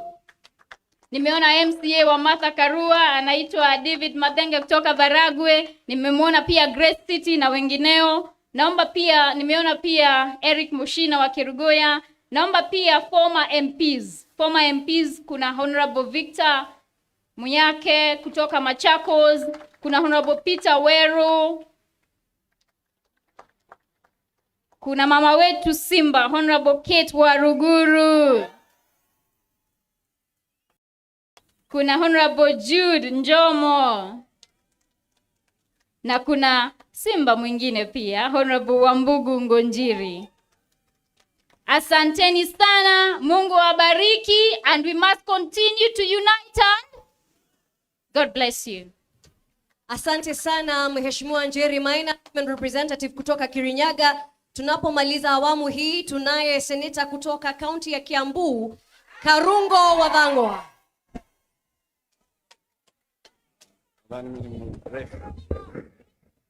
Wakenya hoye! Wakenya hoye! PLP na mulituwon tukienda na wheelbarrow na mukatuwon, lakini mimi sometimes nasema afadhali hivyo, sababu kama angeanguka sisi wote tungekuwa tunalia, tunasema tumepoteza ndugu yake Yesu. Kwa hivyo sasa tumejua, na ndio maana tuko hapa, because we believe in unity and we believe in liberation. Sio ni ukweli? Your Excellencies, mimi hapa nasimama, naitwa Karungo Wathang'wa. Karungo Wathang'wa, seneta wa Kiambu. Na mimi ni Getungati. Mimi nafuata Rigiji, akituambia tuende hivi, tunaenda hivi. Saizi ametuambia tukuje hapa ndio tuungane na our sister Martha Karua, leo akianzisha upya chama chake cha Kenya kiwe People's Liberation Party, na ndio maana tuko hapa. Lakini tumeambiwa hapa, let us remember not to forget that the government is weaponizing agencies. Let us remember not to forget they are weaponizing DCI to silence those who are criticizing the government. Let us not forget, let us not remember to forget that they have now started using other agencies like Kenya Power to bring down devolution. Because how can Kenya Power switch off light for hospitals in Mombasa, in Kiambu, in Nairobi? Sababu anataka kuleta devolution chini. So we say we will stand together as the Senate, na ndio maana ma senators tuko hapa, ndio tuseme lazima tutetee devolution. And I believe Martha Karua, the party leader of PLP, believes in devolution. Because without devolution, and they are threatening us with isolation, devolution ndio ya maana zaidi. Ndio wakithreaten isolation, tukuwe na magavana ambao wanafanya kazi. Ya mwisho, mimi nataka kuambia Getungati, Rigiji mwenyewe, ambaye tunafuata, endelea kuongea baba. Endelea kuongea. Umetetea Martha Koome, masiesi wote wametumwa wapige picha na Martha Koome. Ati ndio kuonekane hakuna shida. Umeongea kuhusu gold ambayo wanataka kuuza kule Sudan. Sasa wametengeneza sheria na iko mbele ya wabunge. Na mimi nataka kuomba hawa wabunge, muangalie hiyo bili imeletwa kwenye bunge ya gold. Wanataka kutengeneza kampuni zao waweke huko ndani. Hiyo tuangushe mapema na mapema asubuhi. Si mambo ndio hayo? And finally, Martha Karua, PLP party leader. Yeye amesimama, tuseme wote, si ni mama? Na tunajua ni mama. Na anasimama kidete against the rogue government. Na ni mama. Anaongea kidete against bad governance. Na ni mama. Anasimama kidete against the oppression that we have in this country. Na ni mama. Mimi nauliza wale wabunge ambao ni wanaume, ambao nyinyi wote mko pande ya Kasongo, mnafanya nini huko? Mulete longi zenu zote tupatie Martha Karua. Mulete atengeneze rinda. Na nyinyi muanze kuvaa hizo marinda, sababu nyinyi mumeshindwa kutetea wa Kenya. Lakini Mount Kenya tuko sawa, tuko na baba na tuko na mama. Mambo iko hivyo. Mimi sitapitisha hapo, nilikuwa nimeambiwa nialike maseneta wenzangu, na naona tuko na seneta Manzo hapa. wakuje. Tuko na Senator Medhu wakuje. Na wakati Gachagua ameonyeshana wale wabunge waliokuwa, amesahau wabunge former MPs. Naona mbunge PK Mwiruri kutoka Gatondo. Simama tu hivyo mheshimiwa tukuone. Na naona mheshimiwa former wa Gatanga, Roho Safi, Humphrey Njuguna. Mpigieni makofi. Sijui kama kuna mbunge mwingine amesahaulika former.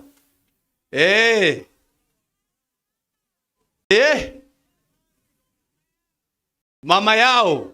Sawa, mpigieni makofi, asante sana.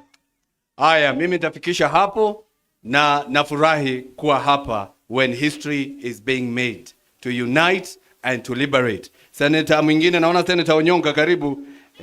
Ako kwa simu ako group nyingine. Party leader. Haya. Sana tunapoendelea kukaribisha viongozi wetu, tunapata sehemu hii ama seneta, tunaangalia wakati ili tuwe na nafasi ya viongozi wote kusema na wananchi. Asante. PLP.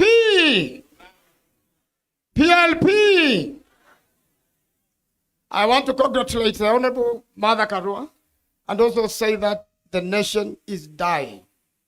The institutions are being killed. Parliament, judiciary, they are being killed. And the worst of it, Gen Zs died in huge numbers. A birth started by kidnapping people. Ruto is kidnapping people. I have seen it when we went to court in Kiambu with a member for Juja. Every time we come out, the kidnappers are waiting for him outside there. We even now know how they look like. So we must bring kidnapping into a stop. People disappear, people die. Recently we went to the city morgue and a lot of our Gen Zs who were kidnapped and disappeared, they are there. Their bodies have not been identified, their fingerprints have not been taken, and even the government there to go to court to be given an order to bury them. This is a very serious matter. The nation is dying. It needs liberation. And therefore, we have to stand strong, the team here, to liberate the nation. I really want to urge the young people, kama una kitambulisho, chukua kitambulisho. Wakati wa kuandikisha kura, tutoke kwa wengi, tuandikishe kura. Ndio siku ya kupiga kura, tuhakikishe ya kwamba Kasongo ameenda nyumbani.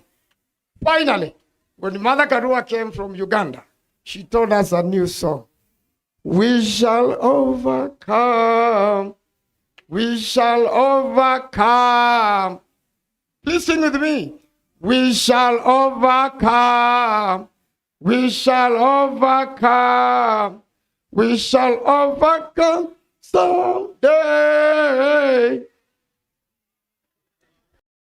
We'll sing stanza 2 next time.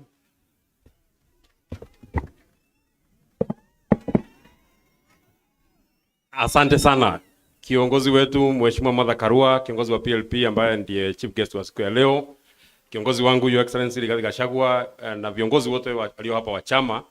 Mimi naitwa Senator John Medhu, senator kutoka Nyandarua, na mimi ni Getungati, na mimi ni mtu wa Munyoro, na ndio maana tumeleta wa Munyoro.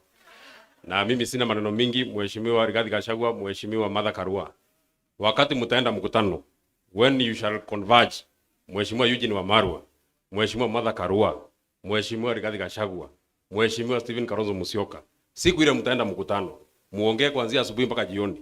Ile answer watu ya Kenya wanagoja ni Ruto must go. Usilete answer nyingine, mfanye convention, mfanye mkutano, mfanye retreat, mfanye crusade, Ruto must go. Hiyo ndio job.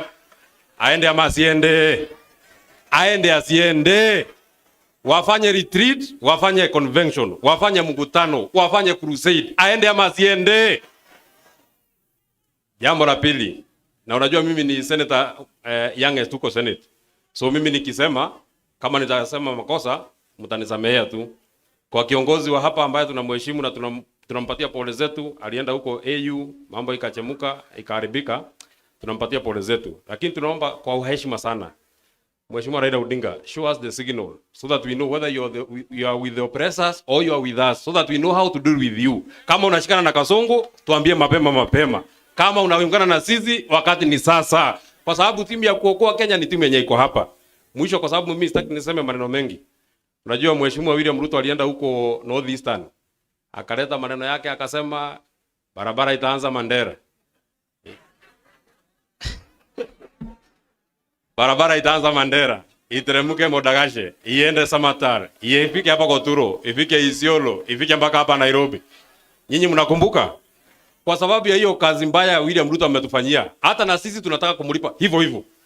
Sasa barabara yake na safari yake 2027 barabara ianze State House, iende Westland, ifike Naivasha, iende Nakuru, iteremke Sarga, iende mpaka Eldoret, imalizikie Sugoi, aende asiende.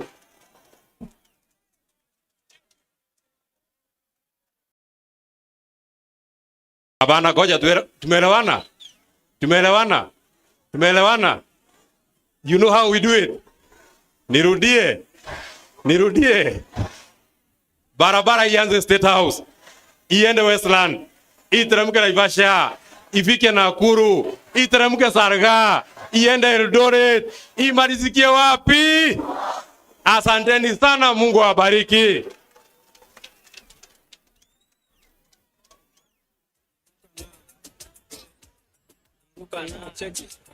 Anguka nao, twende down low now. Stand up to your feet, mikono juu alafu click. Asante sana. Huyu akiwa basi ni seneta kutoka kaunti ya Nyandarua, Senator Medho, wanasema kafa Medho. Mumesikia habari na maneno yake Senator? Tumesikia.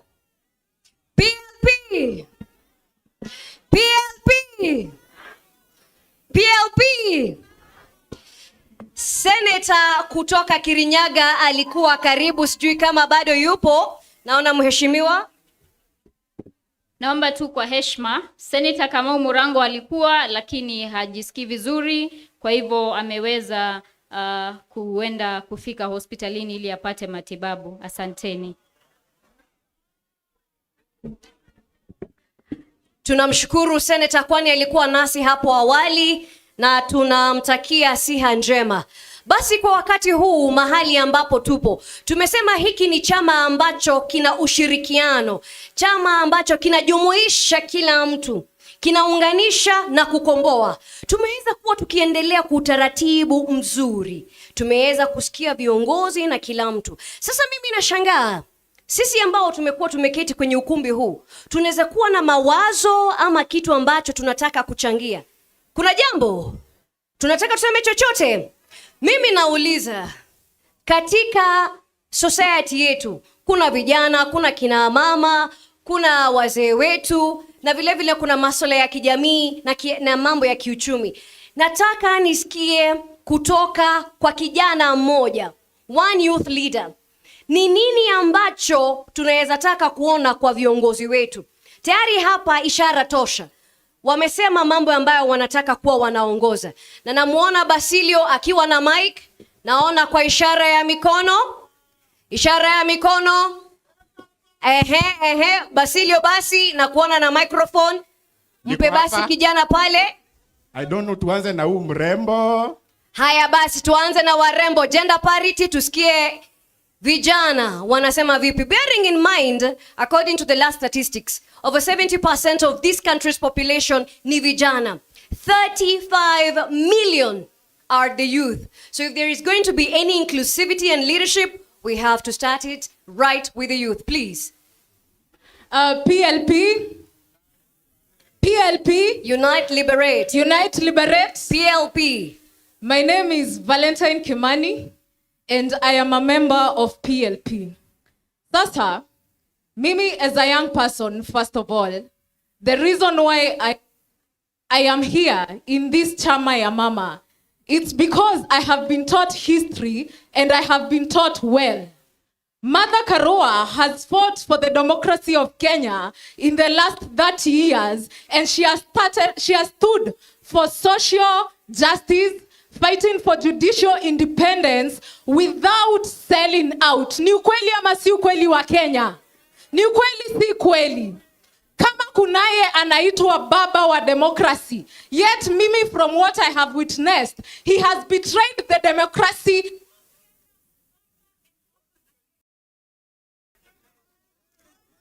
Kuna mtu amekanyaga waya, tunaomba ache kukanyaga waya. Yes, proceed. Nasema hivi, there is someone who is called Baba of Democracy. Yet, before I was born, after I was born, Mimi, I've only seen him do what? Betray the democracy of Kenya and tear down the constitution of Kenya. The reason why I am here is because I am standing with a leader who knows that Kenya is bigger than her. Kenya is bigger than anyone else. And that is my stand. Alafu niseme comrades, hell haijatoka. Tunateseka, tunainama. Makazi ni shida. Some of us have graduated, tuko na makampuni, funds ni shida, kupata kazi ni shida. Even when waheshimiwa, the ones who are here, come on, mtu tafute bana, mtupatie kazi, tufanye na nyinyi, tuache kushinda hapa ni kusema tutumiwe za lunch kasoso hivi. Empower us, and I believe that Martha Karua is also going to empower the youth. So join us in PLP. Unite, liberate. PLP.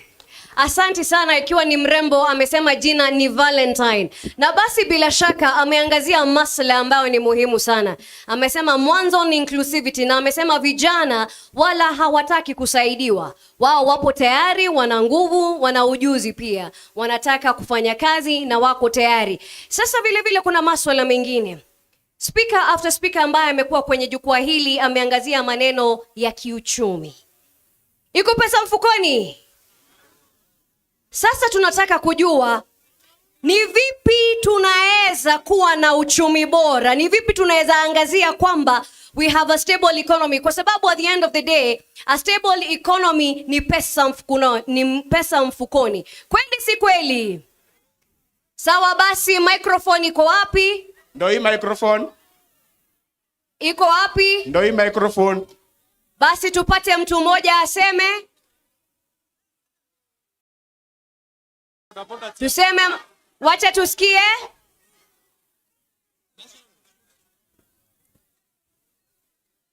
Basi tumewasikia wale wako pale.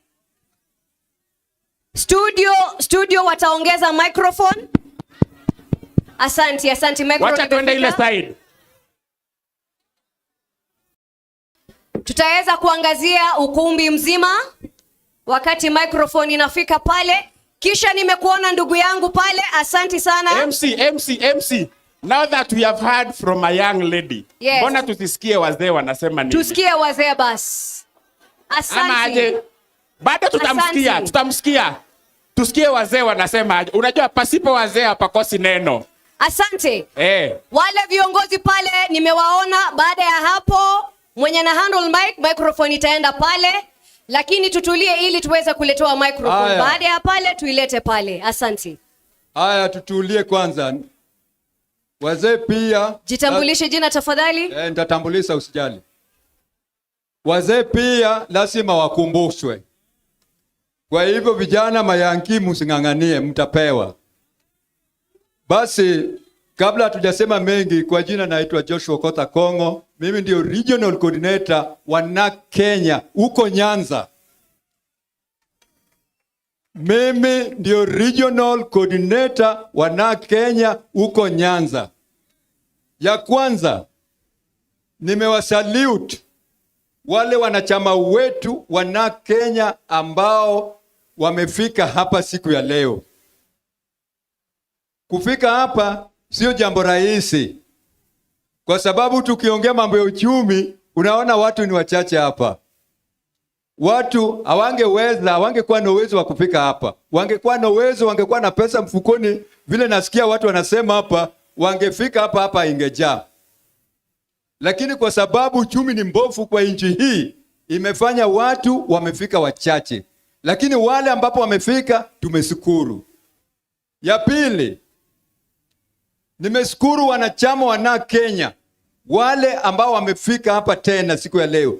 Hao ndio wamefanya hii PLP imekuwa. Wengi wetu wamefariki, wengi wetu wamewacha chama. Lakini watu wachache tulikuwa tumebaki nao ndimefanya hii uzoezi ifanyike. Hapo ni ukweli kabisa.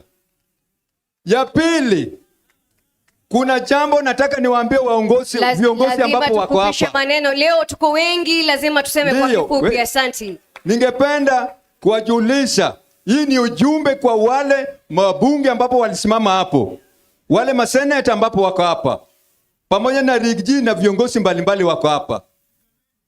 Jambo muhimu, nchi ya Kenya imezorota. Nchi ya Kenya imezorota kusema kweli. Basi hiyo ni Kiswahili nzuri, hata kuoza hata kuzorota.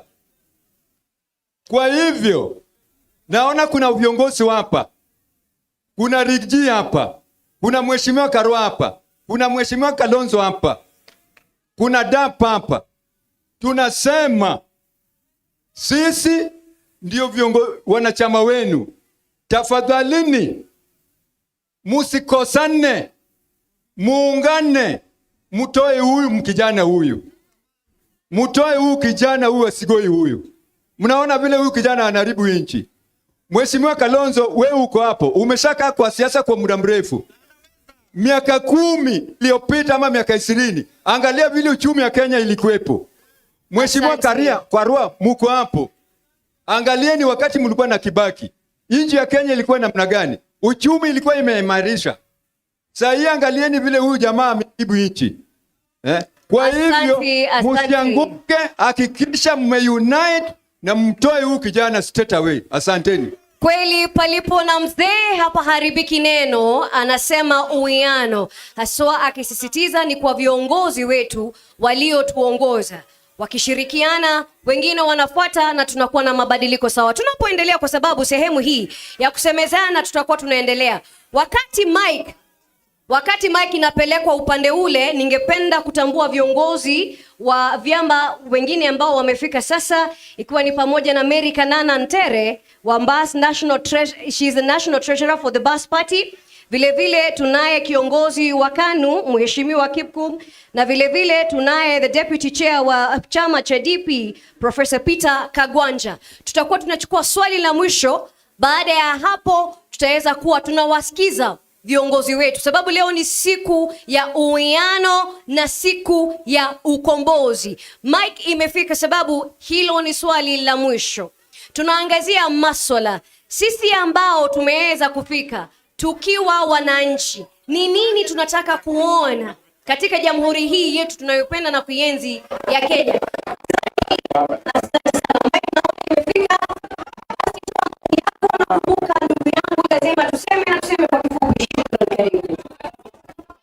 Comrades power! Comrades power! I stand here as a youth leader, Your Excellencies, and I'm standing here on the behalf of all the youths in Kenya. We are very much pained. In fact, I've not eaten. As I'm sitting here, I'm very much hungry. My mother is hungry. My father is hungry. And we all hungry. Comrades are not having help. Comrades are tired. Hawa jamaa wamevaa suti, hawana kitu ya kusema. Wamevaa tu hapa hivi wakisikiza viongozi. Ati sijui wanatuambia hapa hivi venye wanatusaidia tupeleke mtu nyumbani na mtusaidii. Viongozi muongee kwa bunge ama namna gani? Viongozi si waongee. Wasimame wasisimame. Viongozi, you must lead, you must speak. Before telling us to speak, you must also speak. Ama namna gani, my friends? Asante. Mwisho. Kitu ya mwisho. Before 2027, it's my urge that all the youths stand strong and stand still, because this country is yours, it's all ours. Mungu abariki, tubaki siku moja. Thank you.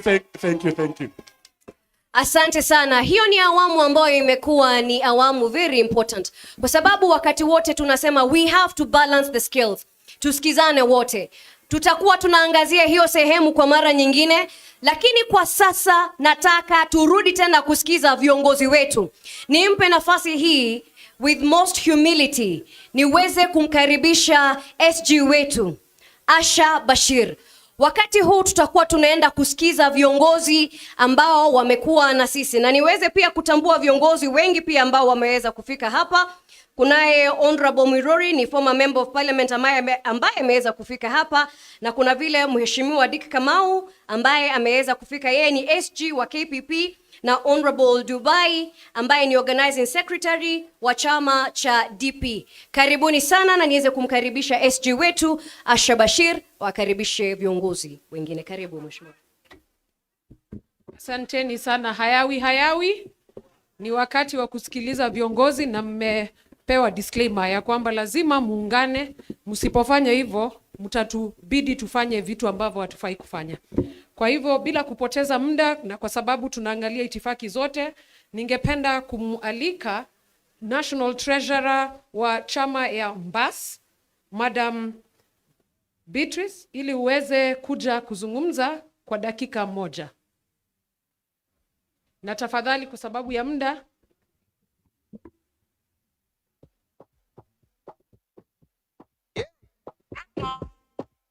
Don't sleep, wake up.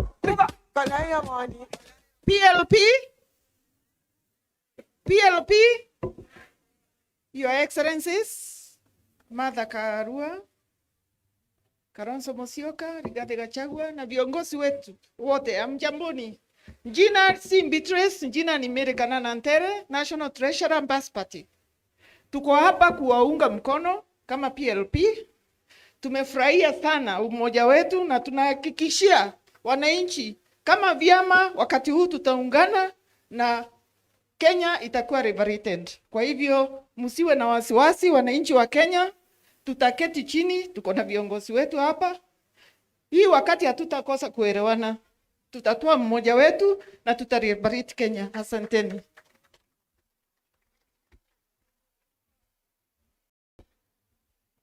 naomba uniwie radhi. Ningependa kumwalika chairman wetu wa Jubilee Party, Mheshimiwa Saitoti, ili uweze kuzungumza na halaiki ya watu.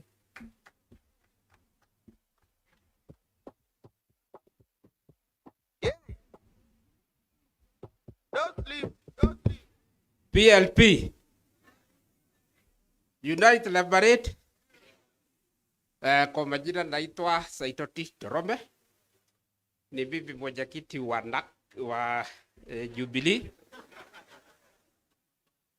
na labda MC ungenikubalia, tuko na watu wachache wa Jubilee wamekuja. Kuna Keng'ara kutoka Kirinyaga na kuna ule ana represent PDP, Peoples with Disability, anaitwa Wanja Maina. She is very active ule.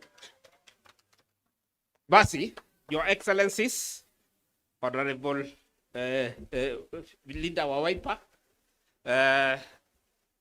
the People's Deputy President Rigiji, na wengine wote, nikizingatia itifaki. Kwanza kabisa ni kukishukuru chama cha NAK Kenya kwa kuzindua upya,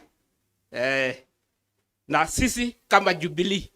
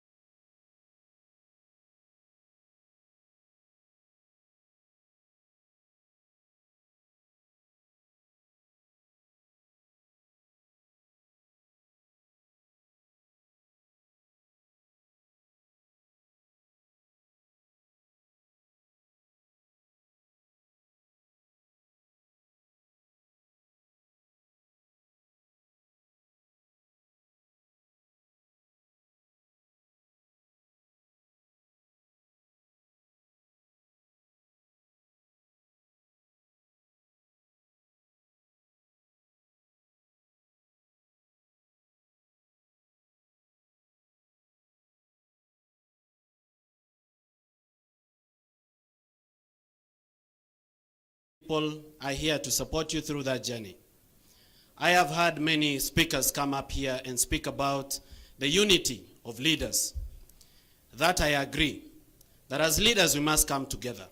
Kwa sababu lazima Kasongo aende nyumbani. However, ladies and gentlemen, we must remember that the problem of our country is beyond leaders. It is also a problem of society and culture.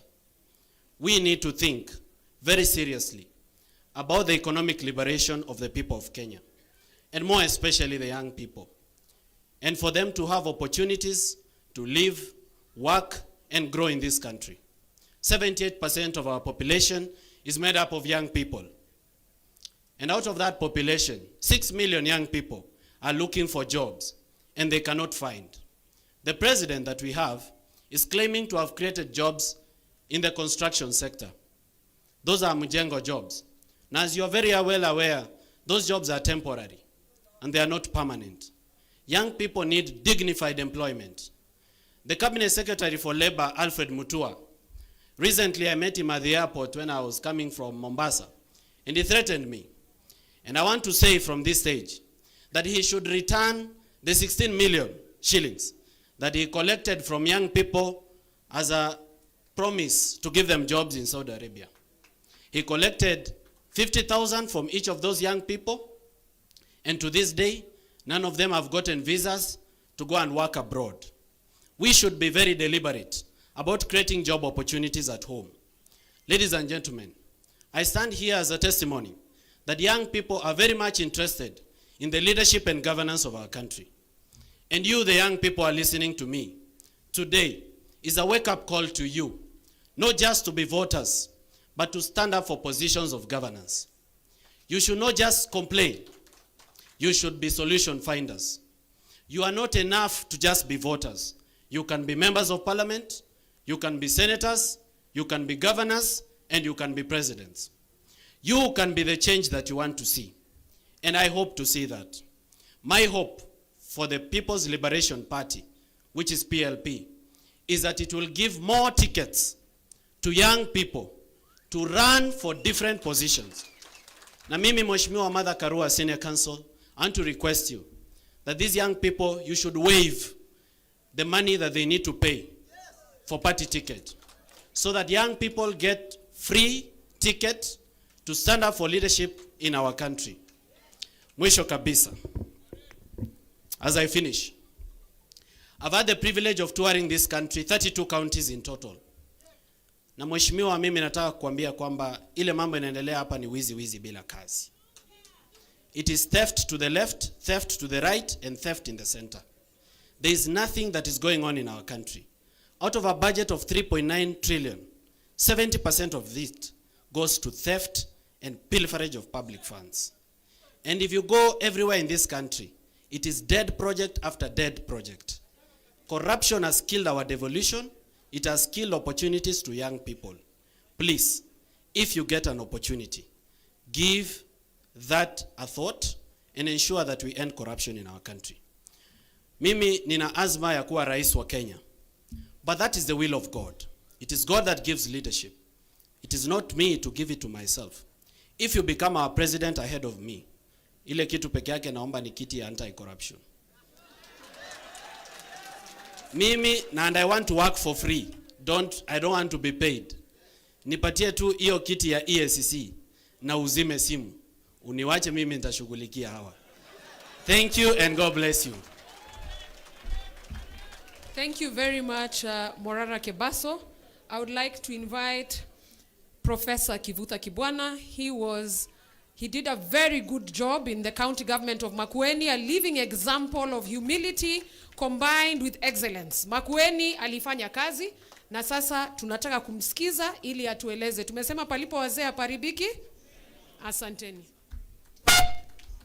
People's Liberation Party. Mimi nina furaha sana kufika hapa leo kwa sababu Martha Karua aliniuliza nije katika kuona chama cha NARC Kenya kikipata sura mpya ya PLP. Nimetoka mbali na Martha Karua kwa sababu sisi wote wawili tulikuwa shule pamoja ya kisheria, mmoja akisimama na mwingine akikaa chini. Kwa hivyo Martha akiniomba nifanye jambo, huwa mwepesi kwa kubali. Na vile vile tulipoanza NARC Kenya, nilikuwa kutumia lugha ya Wamunyoro shareholder. Nilikuwa founder of NARC Kenya. Kwa hivyo nikaona kwamba leo mpaka pia nifike. Alafu mimi ninapenda sana people's liberation. Mahali kuna hayo maneno mawili, huwa mimi lazima ni hudhurie. Na kwa kweli najua, kwa sababu tumefanya kazi kwa muda mrefu na Martha, nimejua kwamba Wakenya wako katika roho yake, na akiuliza tufanye jambo, ninajua kwamba hatuwezi kupotea njia.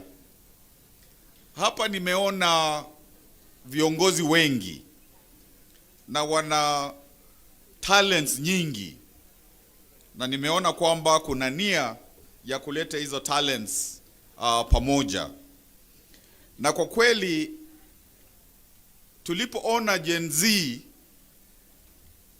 wakisimama ndio wakomboe Kenya, they sacrificed their lives for a purpose.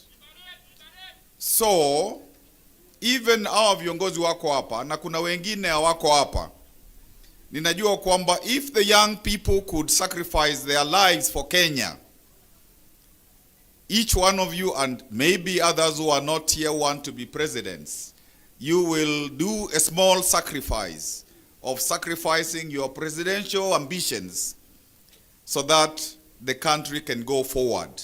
Kwa sababu hicho kiti cha president kinaweza kukaliwa na mtu mmoja, hakiwezi kukaliwa na watu wawili.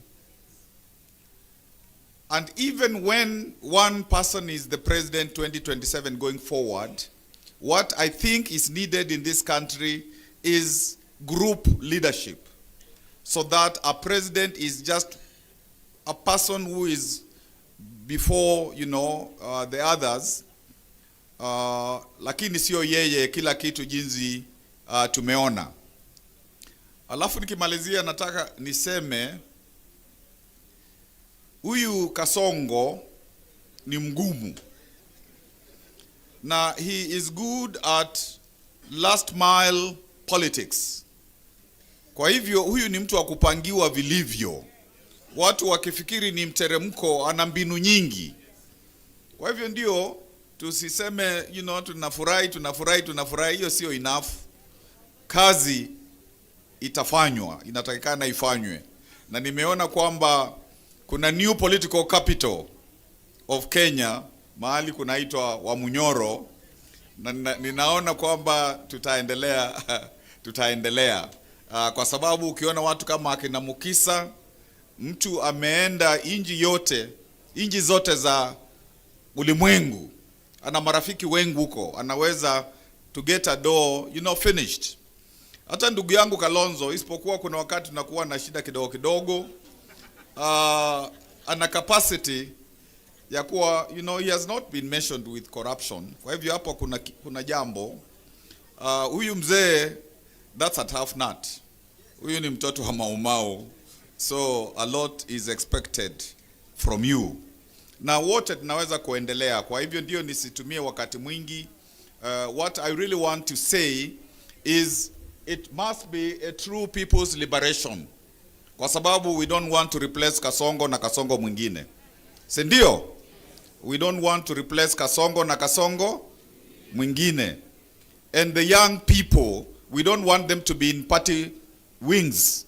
We want them to be an integral part of our politics. Because you here are people to hand over power to these young people, these Gen Zs, so that tuna kizazi kipya. Kwa hivyo nafurahi kwa sababu nimeona dalili kwa umbali ya muungano wa wazalendo, tuseme MUA. Asanteni. Asante sana His Excellency Kivutha Kibwana. Ningependa kumkaribisha Honorable Dr. Muhisa Kitui ili aweze kuzungumza nasi. Asante.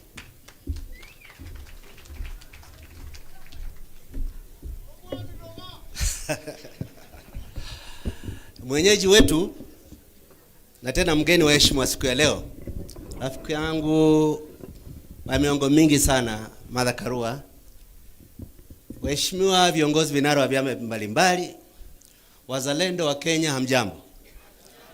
Mimi kwanza ni fahari yangu kusema wakati tunazindua mlongo mpya wa chama cha PLP, nilikuwa mwanzilishi party leader wa NAK Kenya. And the DNA of NAK Kenya as a party that is responsive to youth vibes, to new thinking, remains to inform my thinking about this country. Sitasema mengi sana. Kihistoria, na mimi nilihusika na harakati za ukombozi wa pili. Every liberation movement reaches an inflection point when the decisions of leaders are critical in deciding whether it is going to collapse or it's going to succeed. The best example we have is 1991. Kenyans were united in believing that Moi was to go home. You did not need to tell them any other reason why Moi had to go home. They knew he had to go. The problem was everybody wanted to become the new Moi. If you remember 1992 elections, because of a critical mistake we made in 1990-91, Moi remained president after winning 34% of the popular vote. We are approaching a similar inflection point. Across this country, you don't need to say very much to convince people that Ruto is a terrible disaster to this country. It doesn't take much intellectual effort to show that he's a bad hypocrite, that he's bringing shame to us by hosting Janjaweed, terrorists who are killing black people in Western Sudan because of pieces of gold.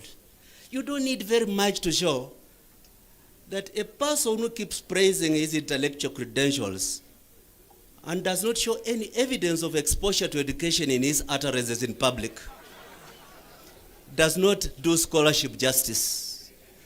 But you know, the problem for Kenya right now is how can we use this moment of the relaunch of PLP as an opportunity to get every one of us to say, I have partisan interests to grow my party.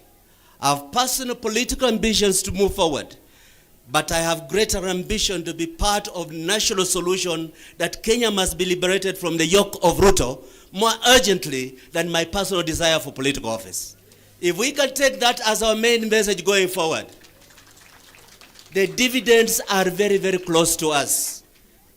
1991, we had a problem. We did not have a mother to bring us together and say, our goal is larger than our personal ambition.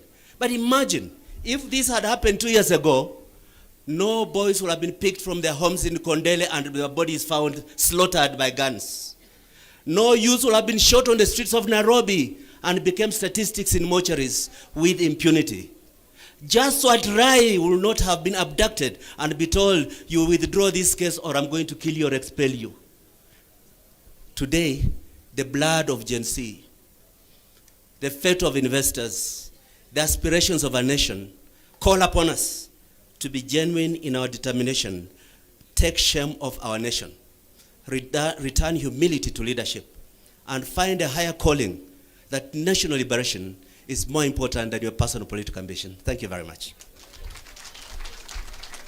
Thank you very much, Honorable Dr. Muhisa Kitui. I would now like to invite Senator Richard Onyonka to come and address. He's done a very good job to inject. So tukaribishe Senator. Thank you.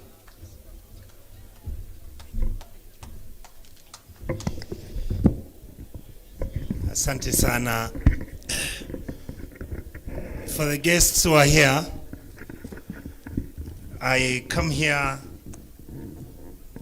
first because I was invited by Her Excellency Martha Karua, somebody that I've known for many years. And this is a wonderful idea. The branding is good. I hope the message will get to the people. I am representing a gentleman who's not here with us, and his name is Fred Matiang'i. He sent me to come and tell his colleagues, Honorable Kalonzo Musyoka, Honorable Rigathi Gachagua, Honorable Martha Karua, Honorable Eugene Wamalwa, my brother and my friend, Honorable Morara Kebaso, Honorable all the people and the teams that are here, I want to say thank you. Wanjigi, oh God, you are a serious Kenyan. We are very, very proud of you. I want to say 2 words. We have a country where our budget now is 4 trillion. Parliament serves the executive. 90% of the members of parliament and senators have been bought. In that process, you have this 4 trillion budget, which is supposed to give our people health services. It's dead. You have the education system on its knees. Why? Because university funding money does not get to the people who are vulnerable. You have a government that is actually doing something called affordable housing, but in the universities, all our students live in the slums. Instead of the government building where these kids stay, because they pay, the government is building houses where the president and his friends are sharing the loot. How are they sharing the loot? They supply the cement. First of all, they take public land, they supply the cement, they supply chumas, they supply kokoto, they supply mchanga among the friends. They have said they were building 200,000 houses. The Auditor General says we've only done 5,000. The rest, they don't know where they are. You have a country that as we speak today, you don't know where the port of Mombasa, who owns it. Wanjigi, you don't know who owns Lamu Port. What happened to Vision 2030 and Kansas City? Billions and billions of Kenyan shillings dumped over there. Nothing has happened. Then of course, Morara has always come out with the roads, how there is nothing, how they take the money and share it amongst themselves. Teachers are not being paid because they are examining exams from 2 years ago. And then you have our Kengen, you have Ketraco, you have Geothermal, all of these state corporations. If I ask Eugene Wamalwa today, Your Excellency, do you know now who the ownership, the partnership of these government institutions are? Would you tell me? Absolutely not. All our universities' land, whether it is the University of Nairobi, whether it's Kenyatta, whether it is Moi University Eldoret, is being allocated, shared amongst the people in government today. The houses where university lecturers have been staying around here, including across the street, they have already transferred the titles. And I'm informed that some of those are being given to commercial banks so that they can borrow money against them, so that if the government comes later to claim for those properties, they'll find that they're already on second or third encumbrance. Then you have a matter where if you're a country that you are not willing to accept criticism, you are a president and you think that you are going to take people like me, you are taking young Kenyans and you're killing them. And right now, some of them are being killed in a stadium in one of the Western Province county governments. That is the information I got last night. They are taken there at 2 o'clock in the morning. And the bodies are picked at 7 in the morning in trucks. What have we become? What state are we? Honorable Gachagua, you talk about how they may want to kill you. All of us can be killed. Please, if they kill me, come for my funeral. Because I'm not going to stop talking about these things. I will not. And if they offer the money, I will not take it. I will not. It has reached a country where all of us now must begin to interrogate ourselves and ask ourselves, lest we forget like I heard my brother talk about, lest we forget every single thing that is going to happen to any of us can happen to any of you out there. So finally, I want to tell the leaders on this table, Honorable Kalonzo Musyoka, don't be like these people. If you become president, Rigiji, don't be like these people. Honorable Eugene, the country needs you. So don't come and take over power and start sharing the loot and behaving as if this country doesn't need support. We are mistreating our most vulnerable people very unfairly. We take their money, we misuse it. We don't take money to schools for capitation. We leave children becoming like beggars. Young people in this country are being promised to be given jobs out of the country. Hell no, there are no jobs out there. Trump is saying, go back to your countries. And then we are busy looking at ourselves as if there's no problem in our country. There is a problem. It needs people of dignity, people of integrity to stand firm so that we can change this country, so that tomorrow we live a country that everybody can be proud of. Honorable Fred Matiang'i is finishing his work in the next 1 month. He will be here to join you. He wishes all of you the best. He hopes you will give him an opportunity to serve as president. But if he doesn't become president, he is willing to work with you and support whoever that this group will pick as a presidential candidate. Thank you so much, and God bless you. And finally, I want to say this, Rigiji and the team, come to Kisii. We are waiting for you. PLP! PLP! PLP!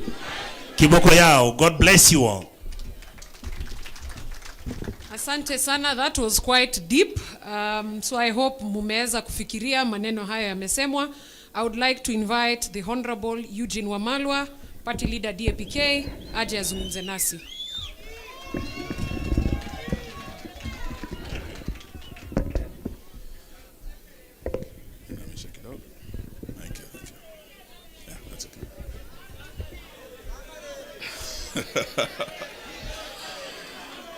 Naona kuna majeziko na ile musangarire. Rigiji mwenyewe ako hapa atawapa hiyo story. Na msiseme My big sister Martha Karua, may I congratulate you and the entire leadership of the PLP for this historic occasion. And may I also congratulate you for the successful launch of this great party. It's a party that has great history.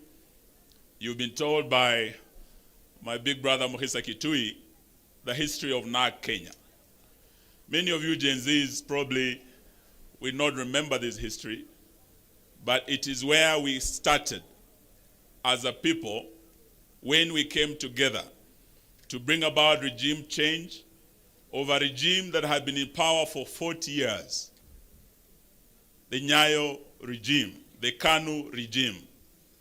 NARC was a coalition of many parties that came together to achieve that. Before that, they had failed twice to remove Moi from power. In 1992, they were divided when Kibaki, Matiba, Jaramogi were all running separately. They lost to Moi. In 1997, wakati marehemu Wamalwa kijana, Bi Charity Ngilu, Raila Amolo Odinga na wengine walisimama kura, walipoteza tena 1997, Moi akipata 36% of the vote. So almost 70% of Kenyans rejected him. But he made his way. 2002, we learned our lesson. And amongst the leaders who are there today, I'm proud that Martha Karua has led us here and brought us together to start this journey again. Are you ready to travel this journey? Yes. Amongst those who were there with my big sister Martha, we had His Excellency Stephen Kalonzo Musyoka. We had Dr. Muhisa Kitui. This was the team that came under NAC with Kibaki and Wamalwa, and they were able to form the government that brought a lot of change, that transformed lives, that gave us a new constitution in 2010, that gave us Vision 2030, that has guided our national development for all these years. This was the team that changed Kenya. So when Martha Karua invited us here today and gave us 2 words, unite and PLP, unite. Those are 2 very critical issues I want you to remember today, because it's as a result of that unity that change was achieved in Kenya. Without unity, we will not be able to succeed. And wanasema ukarimu huanzia nyumbani, vile vile umoja huanzia wapi? Nyumbani. So Martha Karua has not just told us empty words. Leo tukiwa hapa, she has led by example. Yeye amekaa na ndugu yake Rigiji. Hawa wawili were rivals in the last election. Hawa walikuwa running mates. Mmoja wa Kasongo, mwingine wa baba. Leo wamesema wanakuja pamoja, mmoja akiwa baba wa mlima, mwingine akiwa mama wa. So Martha, you have led by example. Having Rigiji here, going to his home, and I'm told you've been in Wamunyoro to bring the mountain together. You have led by example. We congratulate you and we're terribly proud of you. For the young people today, the message of unity is not just about parties, not just about these seasoned politicians, party leaders and political parties. The unity that made us succeed in the first liberation was across generations. We had young Gen Zs like Dedan Kimathi who paid the ultimate price. But we had old men like Jomo Kenyatta who came together and formed the first government. That was the first liberation. In the second liberation, we had young Turks like Muhisa Kitui, James Orengo. They were very young. But they were able to come together with seasoned old guards like Jaramogi, Masinde Muliro. That is how we were able to remove Moi from power. Today, as we talk about unity, we want unity of not just political leaders. We want unity of all leaders, young and old. And today we invite you, the Gen Zs, because you are the game changers in the journey ahead of us. Musiseme hamutaki kufanya na hawa wazee. Hamutaki wanasiasa. Ya kwamba you are leaderless, you are fearless. Today we want to tell you, kidole kimoja hakui chawa. Our unity, the seasoned politicians, the Gen Zs, the millennials, civil society, the church will make sure that we send William Ruto back home to Sugoi. Are you ready to unite with us? Sisi tuko tayari. Mwisho, there is the issue of liberty. To liberate, Martin Luther King once said, freedom or liberty is never given by the oppressor. It must be demanded by the oppressed. So when we are talking about liberty, about liberating our country, we must know that William Ruto will not hand over power, will not give us time to liberate this country. We must demand and make him go home to Sugoi. So that is why we're here today. And we start by saying that as leaders, what I see here is a team that is capable of leading this country. Martha Karua is eminently qualified to be the 6th President of the Republic of Kenya.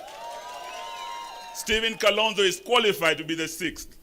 Gachagua is qualified. Wamalwa, hata huyu Morara, he's qualified. Hata Gen Z pia, you are qualified to lead this country. Lakini leo nataka niwaambie ya kwamba sisi sote hatuwezi tukaongoza mara moja. At different times we may lead, but there'll only be one president at a time. Leo nataka niseme kama Eugene Wamalwa, if I'm honored to be that flag bearer, I will not let you down.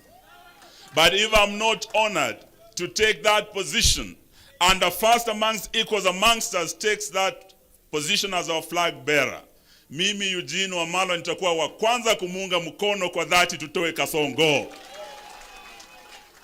Now that is the position as DAP Kenya. We have said we are ready to unite to liberate our country. And to do so, we must be prepared to bear any burden, to make any sacrifice, to support any friend, and to oppose any foe, including our former allies who are leaving the side of the people and joining Kasongo. We will be ready to meet them, Omundo Humundu. Are you ready? Are you ready? So today, that is the position we want to say. And as my good teacher, Professor Kibwana, has said, if the Gen Zs who started the liberation on the 25th of June were able to sacrifice, they were able to pay the ultimate price, who are we not to sacrifice? Even if it means that sacrifice will be of our ambitions to be president, even if that sacrifice would be to make way for others. Today we want to say that we are ready for that. So sitaki niseme mengi, nataka niseme ya kwamba liberation. Why are we saying we want to liberate our country? Because our country has broken down. We have a broken government. Today is the 9th day, clinicians are on strike. Today, doctors are starting their strike. We were with head teachers yesterday. Capitation is not coming to our schools. Walimu wanalia, wanafunzi wa university wanalia help. Na najua makomrade mko hapa. Magavana wanalia sababu devolution as we speak. Ile disbursement ya devolution haikuji on time, and William Ruto is an existential threat to our devolution program. So we must liberate our country from the existential threat to democracy, ambayo anataka kuwa multi-party democracy. Existential threat to devolution, ambayo anataka kuwa devolution. So that is why we are here today, to unite, to work together as one team, to ensure that on the 10th of August, 2027, Kasongo asonge aende wapi? Atoke State House asonge wapi? No. Sahau ile Medu alisema asonge from State House asonge wapi? Naivasha. Kutoka Naivasha asonge wapi? Kutoka Nakuru asonge wapi? Kutoka Eldoret asonge wapi? Aende asiende? Kasongo asonge asisonge? Asante, Mungu awabariki. Thank you very much, Honorable Eugene. I'd like now to invite the party leader, Safina Party, Honorable Jimmy Wanjigi.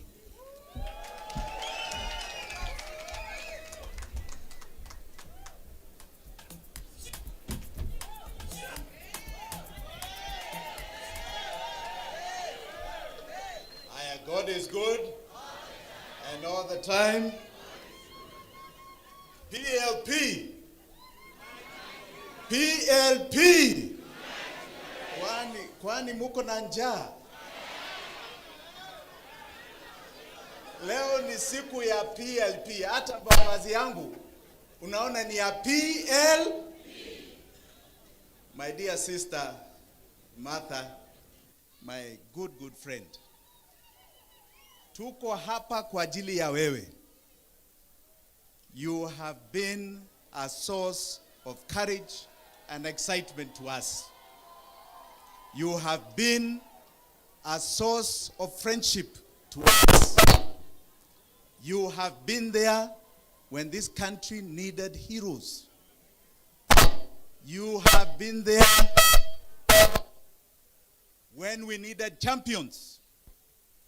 And Martha, we are here with you.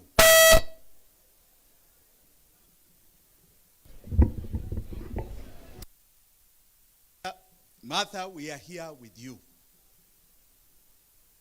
Wa viongozi wote ambao mko hapa, yangu yatakuwa machache. We are here to celebrate the branding of a party called NAK Kenya to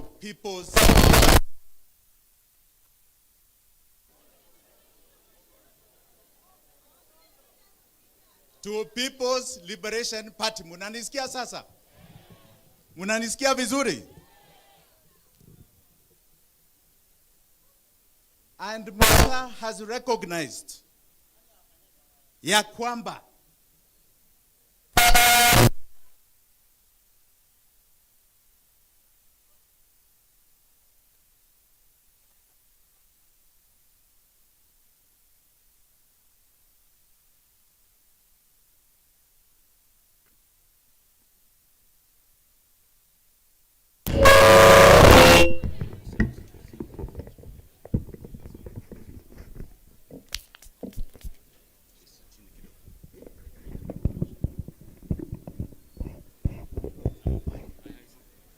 Inaonekana Kasongo ana interfere hapa.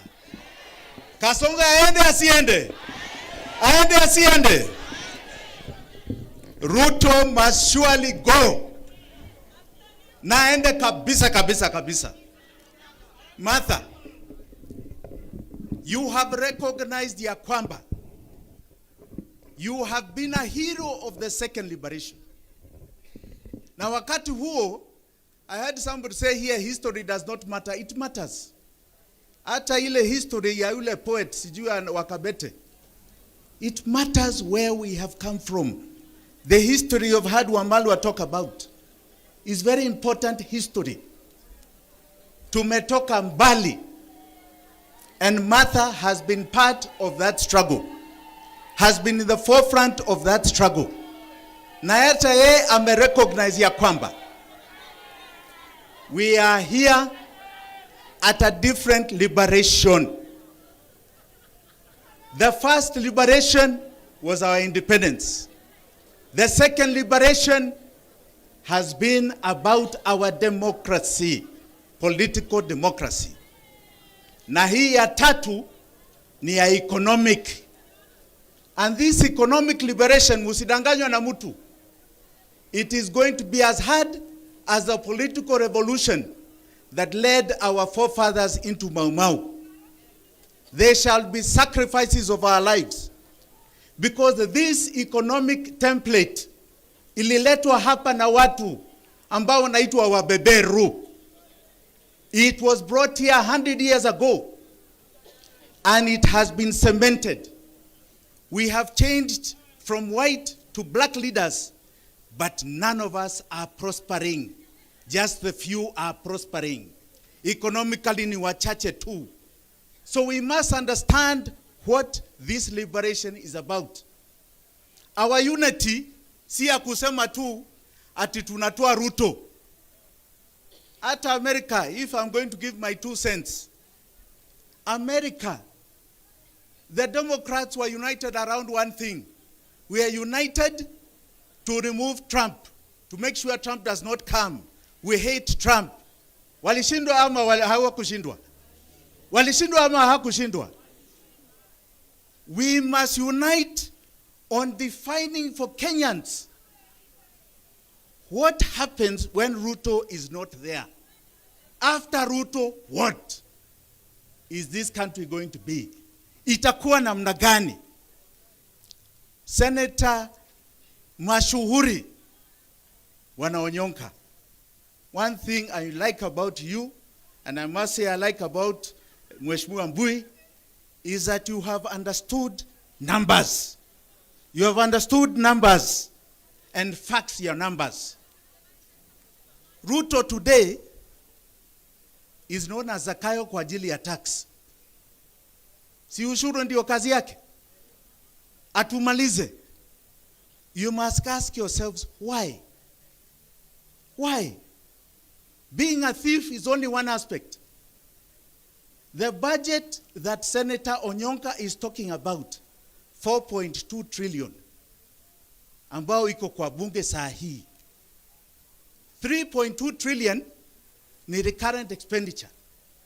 Si ya development, ni ya kukula. Na ukiangalia hiyo 3.2, 2.2 inaenda kulipa madeni. 2.2 inaenda kulipa madeni. 400 is needed for operations za serikali. 500, 600 ya salaries. Unakuja sasa kwa madeni. Because we will not get more than 2.8 trillion revenue. Kuingia kwa madeni, you're borrowing for counties. You're borrowing for the little development you can do, which you cannot do. So hata tukiwa hapa, tukisema tutatoa ushuru ni sawa. Tutalipa deni namna gani? Na deni ni 70% ya fedha zetu. 70%. Na itakuwa hivyo mpaka 2036. Mwaka huu 1.9 trillion deni. The next financial year 2.2 trillion deni. The next financial year 2.4 trillion deni. If we do not understand hiyo deni ilikuwa ya nini, and that we are going to solve that problem, hata sisi tukiingia kwa hiyo kiti ya urais, tukiingia in 3 months mtakuwa nasema tuondoke hata sisi tuwe kama Kasongo. So we must be united on solving the problem, the real problem of this country. Not just to say we are united. There were people who were united before they told us freedom was coming. Iko wapi? Iko wapi? Ilikuja. And today they are here with us because they were cheated. Because they were cheated. There were others who were told, like my dear sister, that there is a liberation coming from Raila Amolo Odinga. Leo Raila ako wapi? Na ni rafiki yangu, ako wapi? Ako wapi? The 2 deputies are united here, na wao wako united kule kwingine. Let us be careful about this unity. It must be about framing the questions of the people of Kenya. Na Gen Z mulifanya kazi last year. Mulifanya kazi. You changed the politics of this country. June 25th, mulimaliza Kasongo. But you also finished the politics ya kienyeji. Mulimaliza hiyo ya kienyeji ya zamani. You are now in the politics of Dodge. Dodge, kama Americans wanasema. Kuna mjaluo aliniambia hiyo inaitwa donge. Dodge ya Elon Musk is where you are. You are changing the fabric of our politics. Do not stop. You are today, you are tomorrow, you are the day after. Asanteni sana, God bless you all.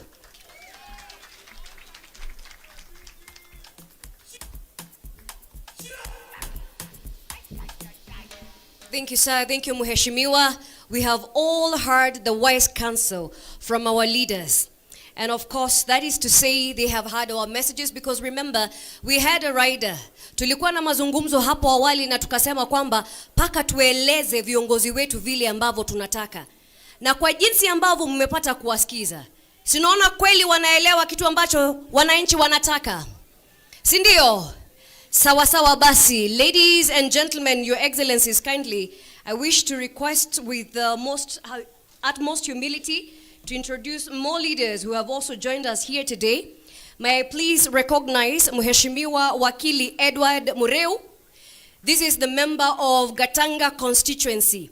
He's the founder member of UDA and currently the secretary legal affairs of UDA. He's a NEC member there. Karibu sana Mheshimiwa. Mheshimiwa, PLP, Unite Liberate. We are united. Kila mtu amefika hapa kweli. I also wish to recognize Mheshimiwa Jessica Mbalu. Mheshimiwa Jessica Mbalu is a member of the Wiper Party. She's a dear friend to Her Excellency, our party leader, PLP Party, and she's from Kibwezi East constituency. May I also recognize Dr. Peter Mbae. Dr. Peter Mbae is the former head of the Government Delivery Services. Asante sana, Dr. Peter Mbae. And I would also like to recognize a few more members who have also just arrived. We have Mureithi Kangara. We also have Honorable Muirori. He's a founder member of the NAK Kenya party at the time. 2 decades later today, we are unveiling, we have a new party, PLP. We have Patrick Kinyori. We have Caesar Wanjao. We have Kibe Mungai. We also have Professor going forward. Is uniting and liberating. Unajua wakati tukianza tulikuwa tumeshashika ile speed. Mimi sioni kofia zetu, maua yetu. Iko wapi? Iko wapi? Bendera ya Kenya naona inapeperuka juu kabisa. Safi kabisa maua. Nilisema tutafute nafasi chini ya viti vyetu. Kuna zile placards ambazo zinaonyesha chama cha PLP kinasimamia nini. Basi tuchukue hizo. Kwa wakati huu ningependa kumpa nafasi hii Mkenya daima. Iwapo kuna Mkenya daima halisi na halisia ambaye tunamjua, basi anaitwa Eric Wainaina. Wangapi hapa wanamjua? Jamani, hapa wangapi wanamjua? Tunamjua Eric Wainaina? I have the absolute pleasure to invite him. And remember, we said there's so many ways to contribute to the welfare of this country. And this gentleman, Eric Wainaina, has done so through art. We are not limited to how we can contribute. Eric Wainaina, please. Floor is all yours.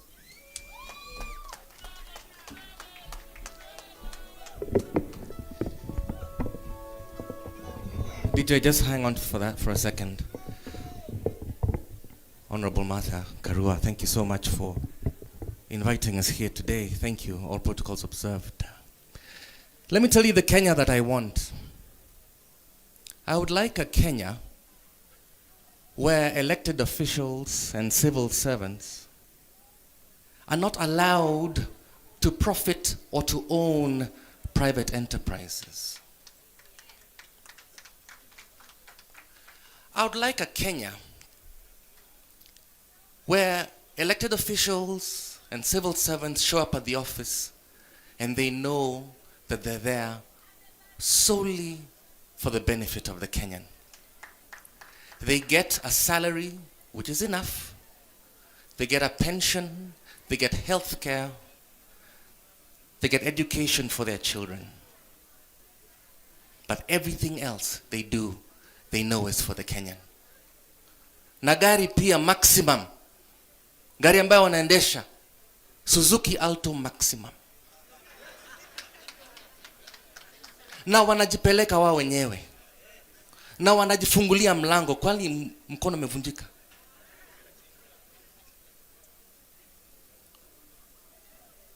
Kwa uchungu na mateso, kwa vilio na huzuni, tulinyakuliwa uhuru na vijana wa Gen Z.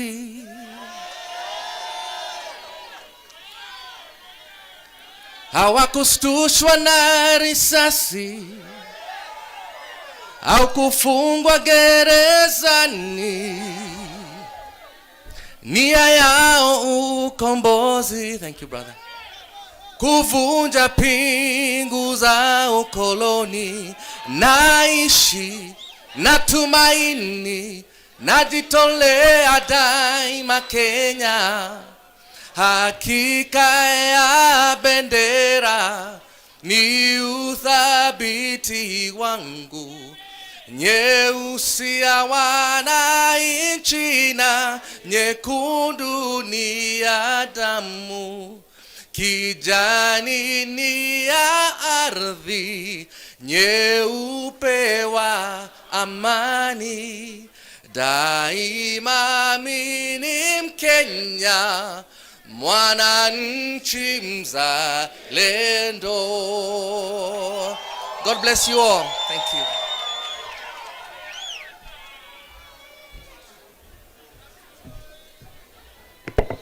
Asante sana Eric Wainaina. Ujumbe upo nyumbani, sio? Daima mimi nini? Daima mimi nini? Let me see us wave our Kenyan flag up and high.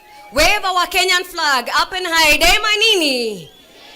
Asante sana. Eric Wainaina is also known for his hit Nchi ya Kitu Kidogo. Na basi party leader wa Injector amesema akipata nafasi pale EACC atafanya kazi vilivyo. Asanteni sana. Ningependa sasa kuchukua nafasi hii ni mualike SG wetu, Secretary General wa chama cha PLP, ili aweze kutuongoza kwa awamu inayofuatia. Awamu bila shaka sisi tumekuwa tumengoja kwa hamu na gamu jamani. Asante sana SG, karibu. Asante sana, asanteni sana kwa uvumilivu wenu. I'd like to invite my boss and party leader, the Honorable Martha Karua, so that she can introduce the remaining speakers. Asanteni.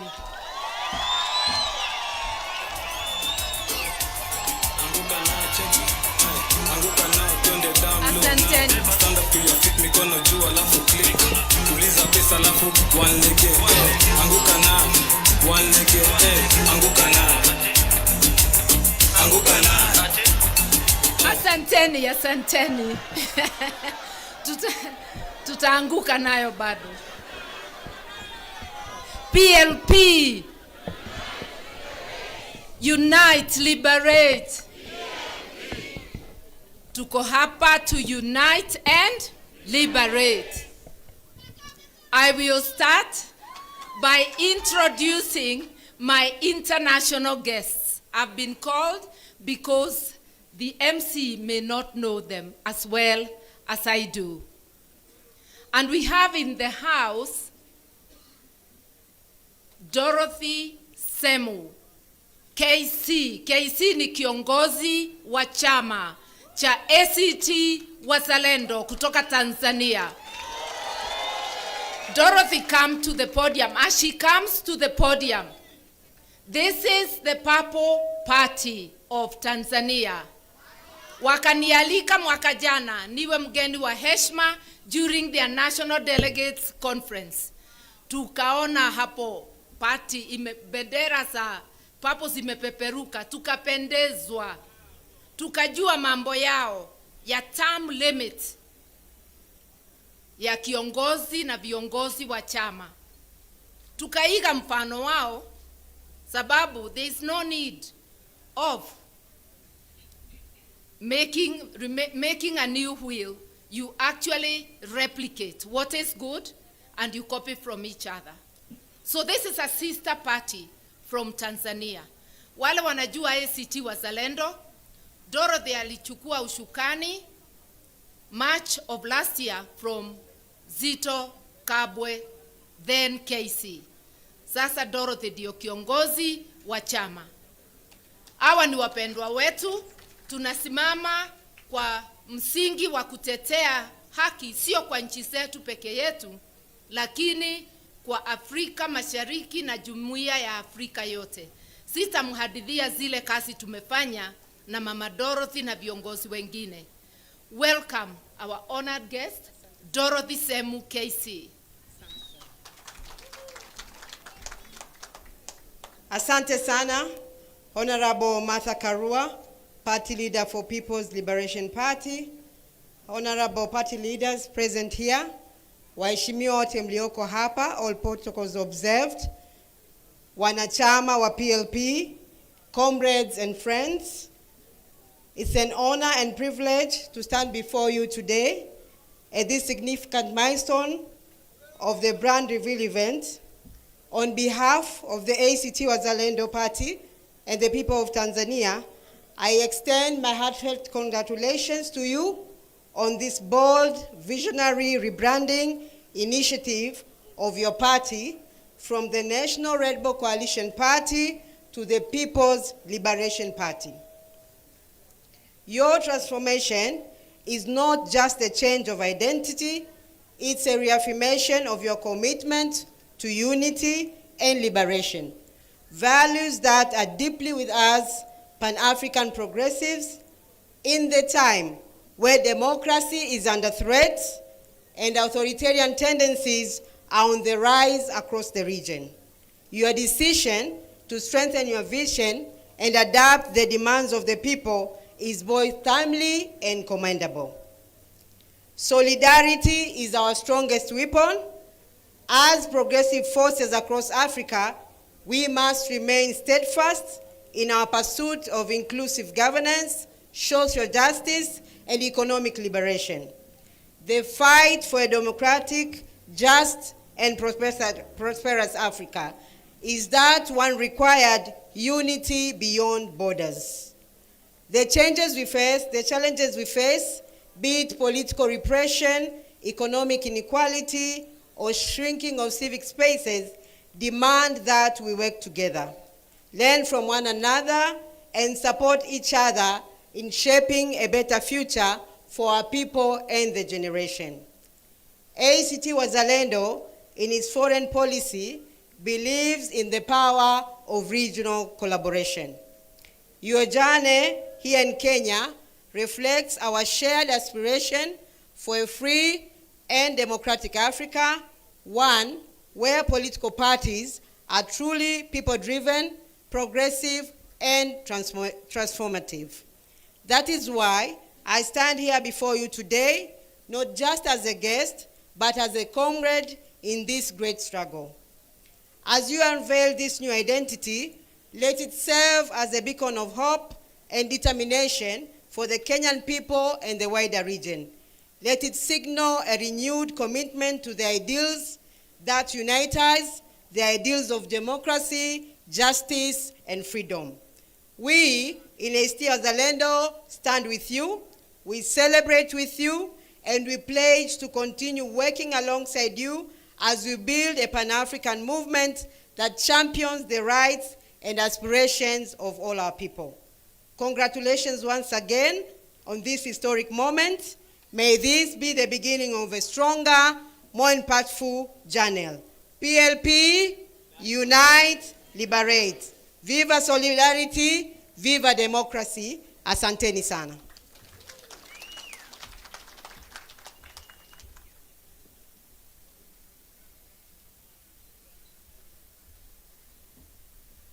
Thank you, Dorothy, KC. And now it is my pleasure to invite the Lord Mayor of Kampala City. The Lord Mayor, Erias Lukwago, is an advocate of the High Court, and it is under his chambers that I practice and lead the team in Uganda. Apart from that, the Lord Mayor is also the president of a party known as FDC Katonga, which is the party of Kizza Besigye. So he is here in his various capacities. He is a very serious lawyer, a very good lawyer. The way they have conducted the case, and some of you have seen him on the internet, huyu ni moto wa kuotewa mbali. Karibu sana, Lord Mayor. In Kiganda, Omulodi. Thank you, my dear sister, the Honorable Martha Karua. In fact, that is a household name there, and she has perfected it, Omulodi. Your Excellencies, my senior brother, Rigiji, Your Excellency Kalonzo Musyoka, and Wamaru and others who are here, the principals of different entities, and my dear sister Dorothy here from Tanzania, all of you members of PLP. PLP? PLP? Well, I'm equally honored to be here, to be part of this historic moment as you unveil this new platform. I bring you warm greetings from the people of Kampala, my colleagues, all the progressive forces. They send you warm greetings, Honorable Martha Karua, and all of you, the people of Kenya who are determined to champion the cause of change. We salute you all and congratulate you on this great milestone. In the same vein, we do wish to convey our profound gratitude to the Honorable Martha Karua for standing with us, the people of Uganda. Ladies and gentlemen, I am speaking for millions of Uganda there who admire the courage, the determination, the steadfastness of Honorable Martha Karua here. The passion she has, the commitment she has made, standing with Dr. Besigye all through, and all political prisoners back home in Uganda. Thank you very, very much. Asante sana, Mheshimiwa Martha Karua. You recall Dr. Besigye was kidnapped from here on the 16th of November. And he was, was taken in a military facility where he was detained for 3 nights, and subsequently he was arraigned before the General Court Martial with a litany of serious crimes, which invite a sentence of death. And Martha Karua took a vow and said never to happen, that because the regime in Kampala of Mr. Yoweri Kaguta Museveni and his family, because we were faced with the family rule, with his son as the CDF commander, in chief of the defense forces, with his brothers, with his wife. So it's a family rule.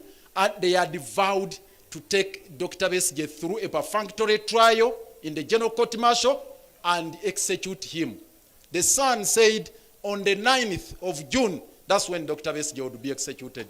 Martha Karua took a decision and said, never, that will never happen.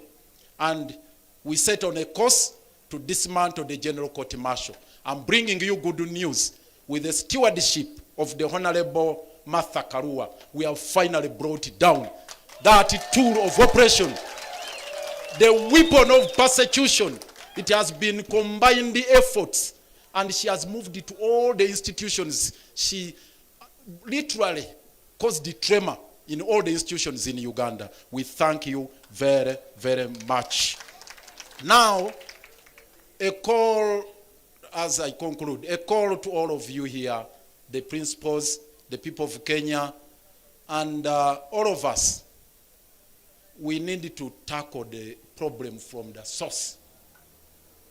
This issue of kidnaps, I heard some member of parliament here say that Kenya is now the capital, not Nairobi, Kenya, the capital of kidnaps in East Africa. But the cradle is Uganda. The patron of autocracy, the patron of dictatorship, the patron of oppression and suppression, repression, is none other than General Kaguta Yoweri Museveni. That's where all the problems are coming from.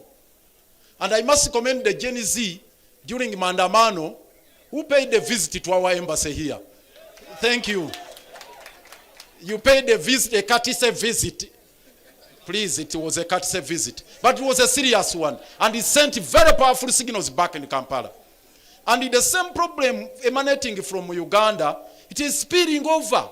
Now in Tanzania, in DRC, again our headquarters, our embassy was attacked, was invaded. And the people of DRC are wondering, Uganda, our second forex earner after coffee, is gold. Our second forex earner, our second major export is gold. But we don't have gold mines in Uganda. Then they are saying, how can this happen? So in DRC they are crying. South Sudan they are crying. Kenya here, we got shocked. And this is my call. We got shocked. Notwithstanding the fact that Martha stood with us and all of you people of goodwill, the government demonstrated an iconoclastic attitude towards this problem. Yet Besigye was kidnapped from here. There was no official statement to condemn the act of rendition. Up to the present moment, it has not been made. And remember, Museveni's son had warned Kenya that one day I will invade Kenya. Indeed, he abused the territorial integrity of Kenya, crossed over to Riverside here, kidnapped Besigye, and took him back without even going through immigration. And the government of Kenya has not defended its territorial integrity, not taking Uganda to ICC or the other